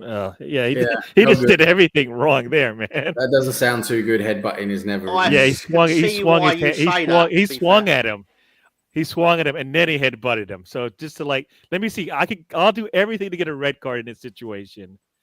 And he did. He got the red card. So congratulations. But I also wanted to say congratulations to Tom for winning the film quiz, because not only did he come in when there wasn't. Not only did he come in over halfway through it, or maybe even more, maybe like nearly 3/4 of the way through it, and still won. But he also managed to beat Rosie, who basically was paying to win the quiz. She was paying for questions. So she was paying for questions, and she still managed to lose to Tom. I thought that was very impressive. Yeah. I felt really bad that Rosie didn't win the quiz, because, as you said, she was paying for the questions that she liked, which, to my understanding, correct me if I'm wrong, Rosie, but you obviously you're helping out Dan and his channel, but you were sort of, what's the word? Nudging him in the direction of picking rom-com questions, and that's what she got. She paid to get rom-com questions, and that's what she did. But to be fair, I've seen my fair share of rom-coms. So you have. But to be fair, part of the reason why I was beating people to the punch was mainly because I was just guessing what the question was going to be based on what the movie was. So as soon as I heard the words "in Cool Runnings," I immediately started typing Jamaica. Yeah. Because it was only ever going to be one or two questions. And on my screen, I was first. On my screen. It was either going to be what country were the Cool Runnings team representing, or something about John Candy, of which I would have been wrong. It was probably his last released film or something like that. It's weird. John Sudeikis is. I'd have known Jason Bateman since he was a youngster. So it's kind of like Ted Lasso. They're not even on the same level to me, like in terms of their times out there. Jason Bateman, correct me if I'm wrong, he's actually in Teen Wolf 2. Yeah, he is. Yeah. That's on BX's Avatar, isn't it? I have seen it, because when I bought Teen Wolf for reviewing purposes, it came with Teen Wolf 2, to which I'm like, I didn't even know that existed. And then I watched it, and I was like, well, that's why I didn't know it existed, because it sucks. So what? No, I appreciate that, Rosie. Thank you. But there will be another time where that quiz happens, and I'll be abysmal at it, because I happen to have not seen the movies that were asked about. You've seen a lot of movies, so I have, but I was very lucky in that these questions were about things that I had happened to have seen. So And there was definitely more than 4 rom-com questions because Rosie paid for like 3 of them, and there was at least like another 3 or 4 apart from that. So yeah, but no, I mean it was good fun though. I mean Zanzi's a good quiz master. It's good. It was good fun. I think he's going to do another quiz at some point. But I think it's either going to be. I think it's going to be general knowledge the next one. I think. I won't win that because I'm thick as shit. It depends what they ask, doesn't it? That's the thing. It could be something. It could be something really obscure, or it could be something it's quite more easy. If he did turn around and go, this is a wrestling quiz, I'd be like, everyone turn off your internet buttons because I'll just save you a lot of time. Oh, Russ Morgan to turn up for it and be fair to him, I'm guessing. But if you really want to, that's right. I forgot. City is playing Plymouth Argyle at this in a few minutes. So going to penalties here. Thank you, Director John. I've received the email you've sent me, which I believe is full of slides for We All Love Leeds. Jason Sudeikis and Ed Helms. Yeah. Ed Helms was really good in the Hangover films, but I don't think he's not really that good in any of the other films I've seen him in. I haven't seen all his films, but they made Tag because of him. He was good in Tag.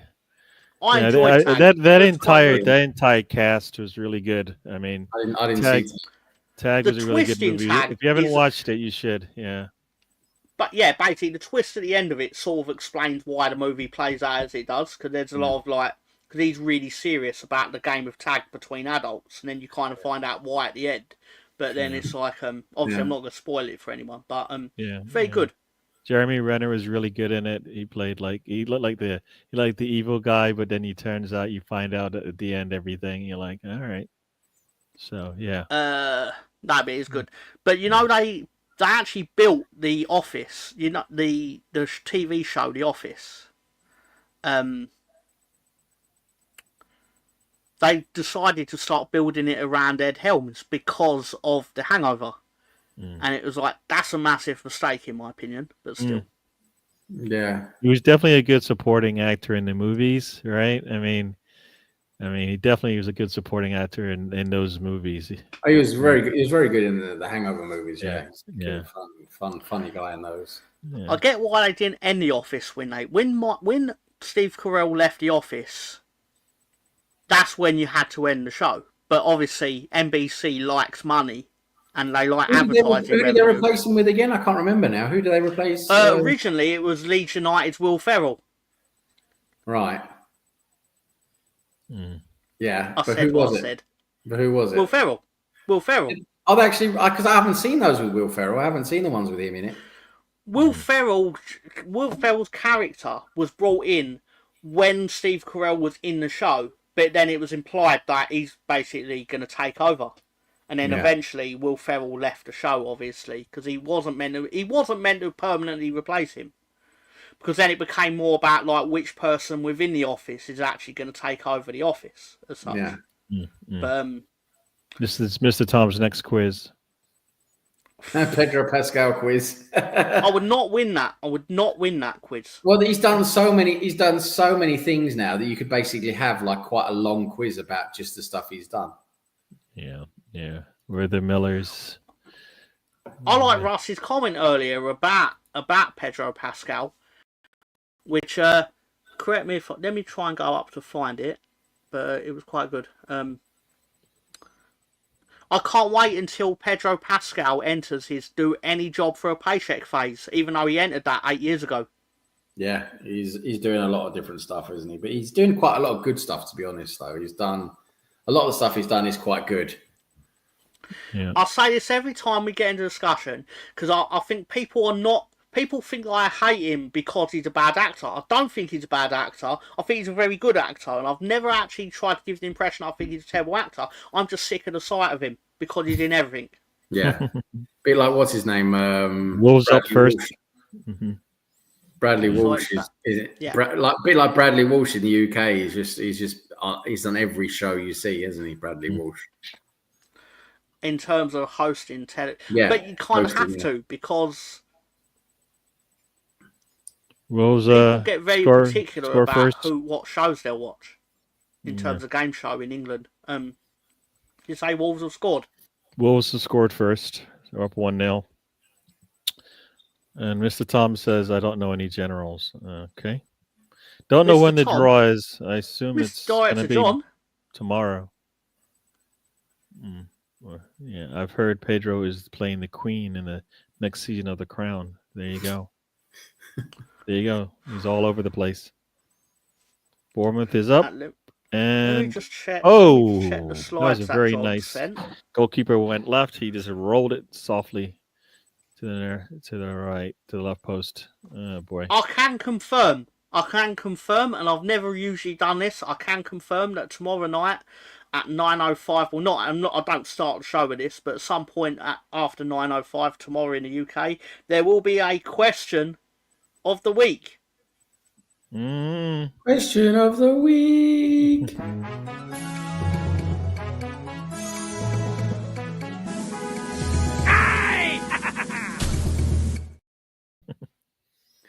It just happened to be there, ready to go. Just happened to. How did that happen?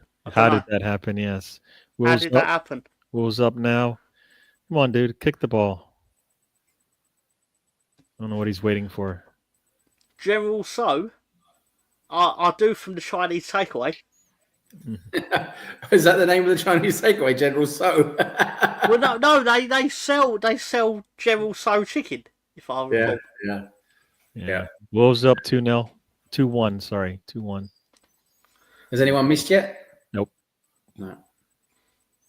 Nope. Kepa guessed right, but guessed late. All right. I'm determined. I will not let people fuck with my show tomorrow, and I will not allow the mood to be dour as it was last week, despite the fact that we'd won loads of games. And I will not allow it to be treated like we lost the game just because we didn't win it. Because we're doing very well, and not winning isn't a cause for concern. Yeah, well, not losing is the key thing. So, yeah, exactly. I mean, a draw is still a point, isn't it? So, you're still 3 points ahead. Yeah. Because obviously, goalkeeper I'm quite didn't even mental, move. so that is Bournemouth. It's 2-2. I wish I knew about Leeds, and when you're done silly names, I put the proper names. There you go. Goalkeeper didn't even try. That is weird. He guessed right, and he didn't go. He kneeled down, and then he just said, "Screw it, I'm not even gonna move." And if he would have continued on, he probably would have blocked it. That's sounds silly. That made me mad last week, Mr. Tom. When multiple things go wrong, I'm not very good at handling it, let's just say. I will openly say that. In fact, I'm a bit of a psychopath. Yeah. But it's 3-2 right now. Wolves kill it's a very nice strike. Goalkeeper I'm not saying it's right, but I'm just saying why. Anyway, I did get a new microphone, so I hope the audio has been okay. Yeah. No, you've been perfect. Yeah. I mean, I assume it's only been when you had it on mute or you haven't said a word that I haven't heard you, right? Well, because last week it was doing this high-pitched noise, but that had never happened to me before, to my knowledge. So, and I don't really know how to fix it, and people kept telling me he got his hand on it, but it still doesn't hold it in. It's 3. When I'm sat on my own and it's going wrong, I don't need to know it's gone wrong 18 different times. I need to know how to fix it. Hence why I was just like, guys, I get it. You've said it 42 times. And that's a lot different from 80. I know. I've made it less times in about 10 seconds. But the point is, I was just like, guys. I mean, I did listen back and it was fucked. But still. It works fine now because you got a new microphone, didn't you? It works fine now, yeah. Yeah. Amazon Prime, baby. Amazon Prime, yeah. That's a job. I ended the show at, let's say for argument's sake, that show ended at 10:58 and I had a new microphone by 11:01. There you go. It's 3-2. It's 4-2, I think. Yeah, 4-2. Bournemouth. 4-3. Say 4-3. Sorry. And but I think you'll have a good show tomorrow. You'll be good. Yeah. I'd rather have a good show tonight. We'll have a bit of fun tonight. Yeah. Because is what it is, and I enjoy watching people pretend to beat each other up. Yeah. No, your microphone. There was a problem with your microphone, Tom. It was making a high pitched noise. I think. And there, Bournemouth miss. Goalkeeper guesses right. Continues with the movement, and there you go. So Bournemouth the now. Incredible Pascal. Incredible Pascal. Yeah. That would be at Tom World. Yeah. The youngster. I would have Pedro Pascal. Hoylson, I think it is, from Bournemouth. That kid is really good, I think. Hoylson, is that how you say his name? Who? Hoylson. He's like a defender, I believe, for Bournemouth. Doggedy is up to win this thing for Wolves. Let's see if he does it. Doggedy kicks. Oh no! He misses the goal entirely. The Wolves miss. That sucks. No, for a second there, I was like, "Where did the ball go?" Well, guess what? It went past the post. Oh my dear! It's not even. So it's still 4-3 to Wolves. The man missed the goal by at least 2 feet. Oh, Matt Doherty missed. And up next is Bournemouth to extend this. They missed over. Yeah, I know you're on about. Yeah. Here we go. Bournemouth's time to at least tie this thing up. Wow. You expect the captain to seal the deal, man. And here we go. And straight down the middle. Very nice. Very nice. Bournemouth is 3-3. It's 4-4 right now. Once again, Wolves need this. Wolves still up 1. So. Oh no, it's 4-4. What am I saying? I actually think I'm gonna get Indian food tonight. Indian food. Oh right. I'll get a chicken curry. And mushroom rice. Mushroom rice. So when you get the chicken curry, that's with chicken? That's normally the idea, isn't it? In a chicken curry, you normally have chicken in a chicken curry. Yeah, that's one of those magical chicken curries with beef. Oh, sorry, I didn't hear you. You know what? You probably said chicken curry, and I missed. Somebody just missed. Or Kepper made a save. I don't remember which one it is, but Bournemouth have a chance. Scored. So that's 4-4. Oh, he hits the post. He hits the crossbar. Boy. Looks like the Wolves are going to see their way out of this thing. Bournemouth now for the win to get out of here. The audio was perfect.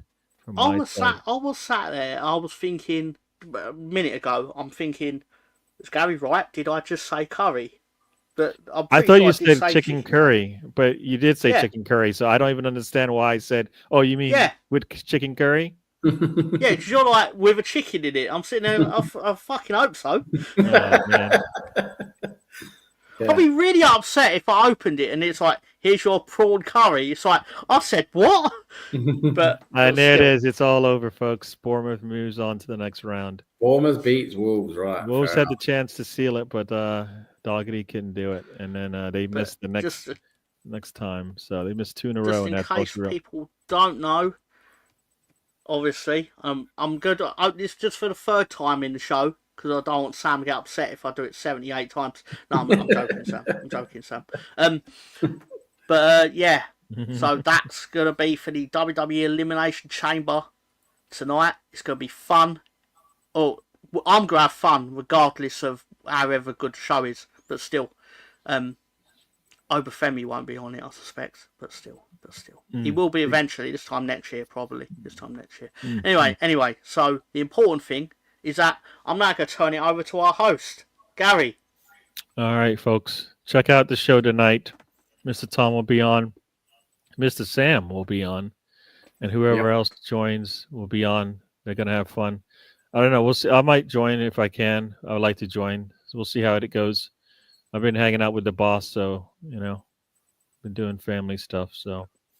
I was gonna sit there and go, I think Gary's been avoiding me lately, but then I realised no, because I left the group chat So of course, so if anything, you know what? I was Gary. like, I wanted to send Tom a message today, and I'm like, how in the hell do I send him a message? And I'm like, I have to scroll like all the way towards the bottom of my like WhatsApp to find a message I sent him last.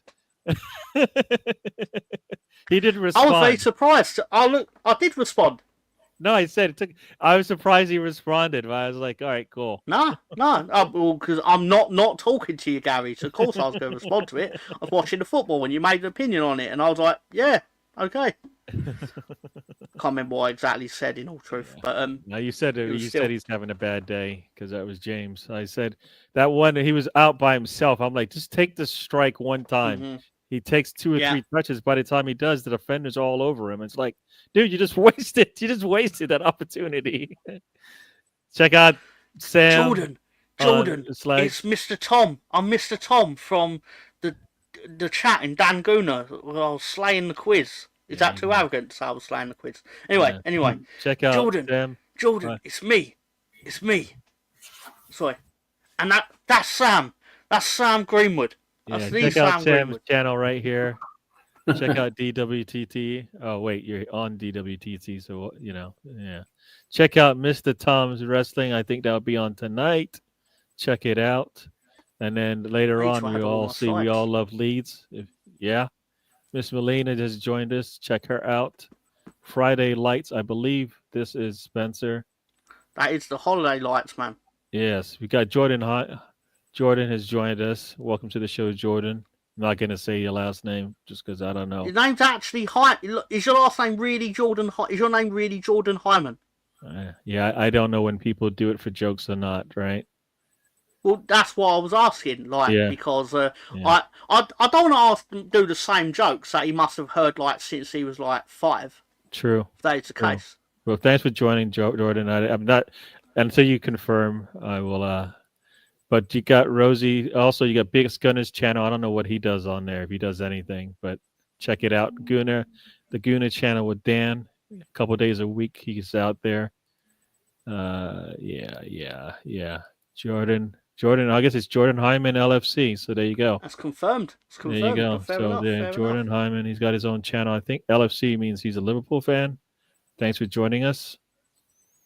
Yeah, you got Mr. Arsenal. Not mocking him. Mr. Arsenal podcast. I think that show is about Arsenal. You guys should check it out. What do they talk about on the Mr. Arsenal podcast? I don't know. Mainly about referees. Yeah, everybody head over to Rosie's. She's making roast chicken. Yeah. She thought I'd You're making a roast chicken for dinner. She's making a roast chicken, but she thought she'd mix it up and use pork. So just in case, you're we're having roast chicken tonight. But I'm going crazy. We're having pork. You can't misspeak around Rosie and not think she's going to use it as an in-joke for the next 72 years. Oh, no. Did I just do something bad there? And I am probably almost certainly going to ask for a korma. There you go. Oh, yeah, korma on top of the curry? Oh, right. A korma on top of the curry. Korma is a curry, sir. This has been a debate that raised since the beginning of time. You know what? I'm going to tell you, I've not been 100% for a bit. So, yeah. Try sticking 11 off a pig ass. Ay. Oh, man. Oink. Yes. Oink, oink. Mr. Tom invited us over for a chicken takeaway korma. There you go. Try. Yeah, I don't know about this. That's a weird way of making food. I don't know. I don't know anything about that, Rosie. I don't know where you're going with that. I don't think. Is that incredible? Yep, Wolves eliminated and penalties. Yep. They had a chance to seal it, and they didn't do a good job. And 16 minutes at the Etihad. Manchester City are staying 0-0 with Plymouth. If this game carries on like that, Man City might earn themselves a draw. I did predict that Plymouth will win 1-0 on the Stoop. Yeah, were they not playing with anyone? City is playing with their youth team or something? I mean, I couldn't really pick Man City to beat Plymouth, or as it'd be. Here's the payout: it's £8.50. They are playing with Foden, so maybe you're right. Maybe this will be a close game. So. Yeah, they've got a fairly strong lineup, to be fair. Yeah. Got some youth players. Let's see. Got Silver there. I mean, it's Mr. crazy. Hyman has a question for us. The players he just picked up, right? Gundogan's there. You got Grealish. Oh, Grealish is making a showing. You got KDB's in the house. You got everybody. Cross, header. Right, the goalkeeper from Bernardo from Gundogan. So, just to be, what do you call it? Just to flat confirm it. Yeah, it is 11:30 p.m. in the UK, 6:30 Eastern time. Yeah, because we're approaching that very weird time period. I will answer your question, Mr. Hyman. In this very weird time period where eventually the time will change, but only in America compared to it, or only in England. So then we'll end up 6 hours behind. Last weekend of March, the clocks will go forward here. Yeah, I hate when the time's off, man. Yeah, because the amount of times I had to message Gary and go, "No, Gary, you're actually going live at like 10 o'clock in the UK or whatever it ends up being, like 11:30." Because I like to put the correct time on, and I'm like, I have like a place, I already have it all in the document. I don't have to change it. Then all of a sudden, for like a month, I have to change it. I'm like, are you kidding me, man? Annoying. Rosie, why are you trying to upset Mr. Hyman? Would you switch answer the Leeds? question, then you can get into why Rosie's being a meanie. And I just want to say big up to Jordan as well. He did say big up, Sam. Big up, Jordan. Nice to see you here, buddy. Yeah. How you doing? I hope to see Leeds in the Premier League. I hope to see Leeds in the Premier League as well. Yeah. Maybe slightly a little bit more than you do. But not that it's a competition. Not that it's a competition, of course. I do think we will see Leeds in the Premier League next season. I do. You know what? I think you'll do better than the teams we've seen in the Premier League. At least I believe you play a proper game of football. You might not have the talent levels, but you'll play a proper game of football. So I don't think you'll be sitting on 9 points with 11 games to go. I think you'll be better than that. Let's just say that.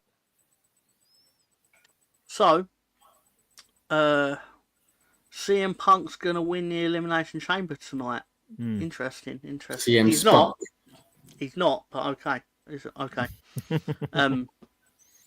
But we'll have to see.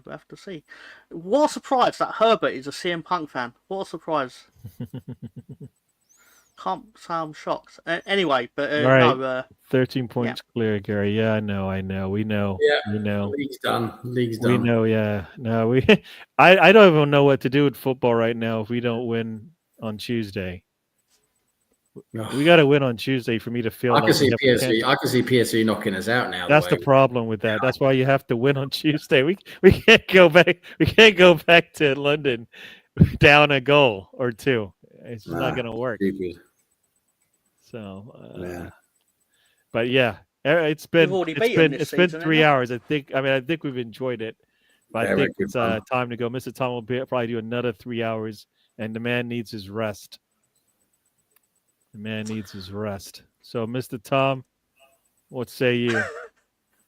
What I will say is I want to thank Gary for giving me the opportunity to be part of this. I do enjoy it, despite my temperament sometimes. I enjoy Sam being part of it. I enjoy Spencer being a part of it, even though he's not here. I enjoy Nels being a part of it. Who's the boss now, Nels man? Anyway. I want to thank everyone for giving their time to sit here and watch us discuss a plethora of nonsense. Yeah, that was part of my word of the day, toilet paper. Plethora, it's a good word. Good word, means a lot. Multiple, many. Anyway, in all seriousness, thank you, Director John, for turning up with his repertoire of statements and humour. He did score today. Thank you, Mr. Herbert. So yeah, please, again, saying it again, join Mr. Tom Talks Wrestling, where basically we're going to talk about the economic climate of Mozambique and how they can actually try and mimic Russia's success. That's not a real thing. Interesting. That's not a real thing. I made that up. But the show is. The show is real. The show is real. The show is real. Join me at 11:30 in UK, where we'll be watching along and talking about people pretending to batter each other. That's true. It is in Toronto. It's in the Rogers Arena, which is quite a large arena. There you go. It's actually where they had WrestleMania Jordan will let it 18. slide this one time, but you definitely be here at the start. All right? You definitely be at the start. Tell a lie. I was factually incorrect. It was the last time they did a PLE event in the Rogers Arena was back when it was known as the Sky Dome, and it was April 1990. It would have been Hulk Hogan wrestling the Ultimate Warrior. It would have been awesome. I got to see. I did see basketball there, but I did. Yeah, no. Okay, yeah. I saw. I think Vince Carter was there when I saw them play back years ago. So yeah, that was Air Canada, man. That was a really good team. For those who remember, Air Canada. Are you done, Mr. Tom? Did I cut you off? Yeah, probably. But no, seriously, thanks for having me on, Gary. Thank you, everyone, supporting Gary in his YouTube channel. Cool. Got Sam. What say you, my man? Yeah, been great. Good fun as always. It's great to be here with you guys. We have good fun every Saturday on the road trip where we go a bit off track and we let Tom behind the wheel. And as always, it goes completely wrong and we crash in the ditch and we end up in flames and everyone's running around in flames and that's probably not good. But we always have fun. We always have a great time.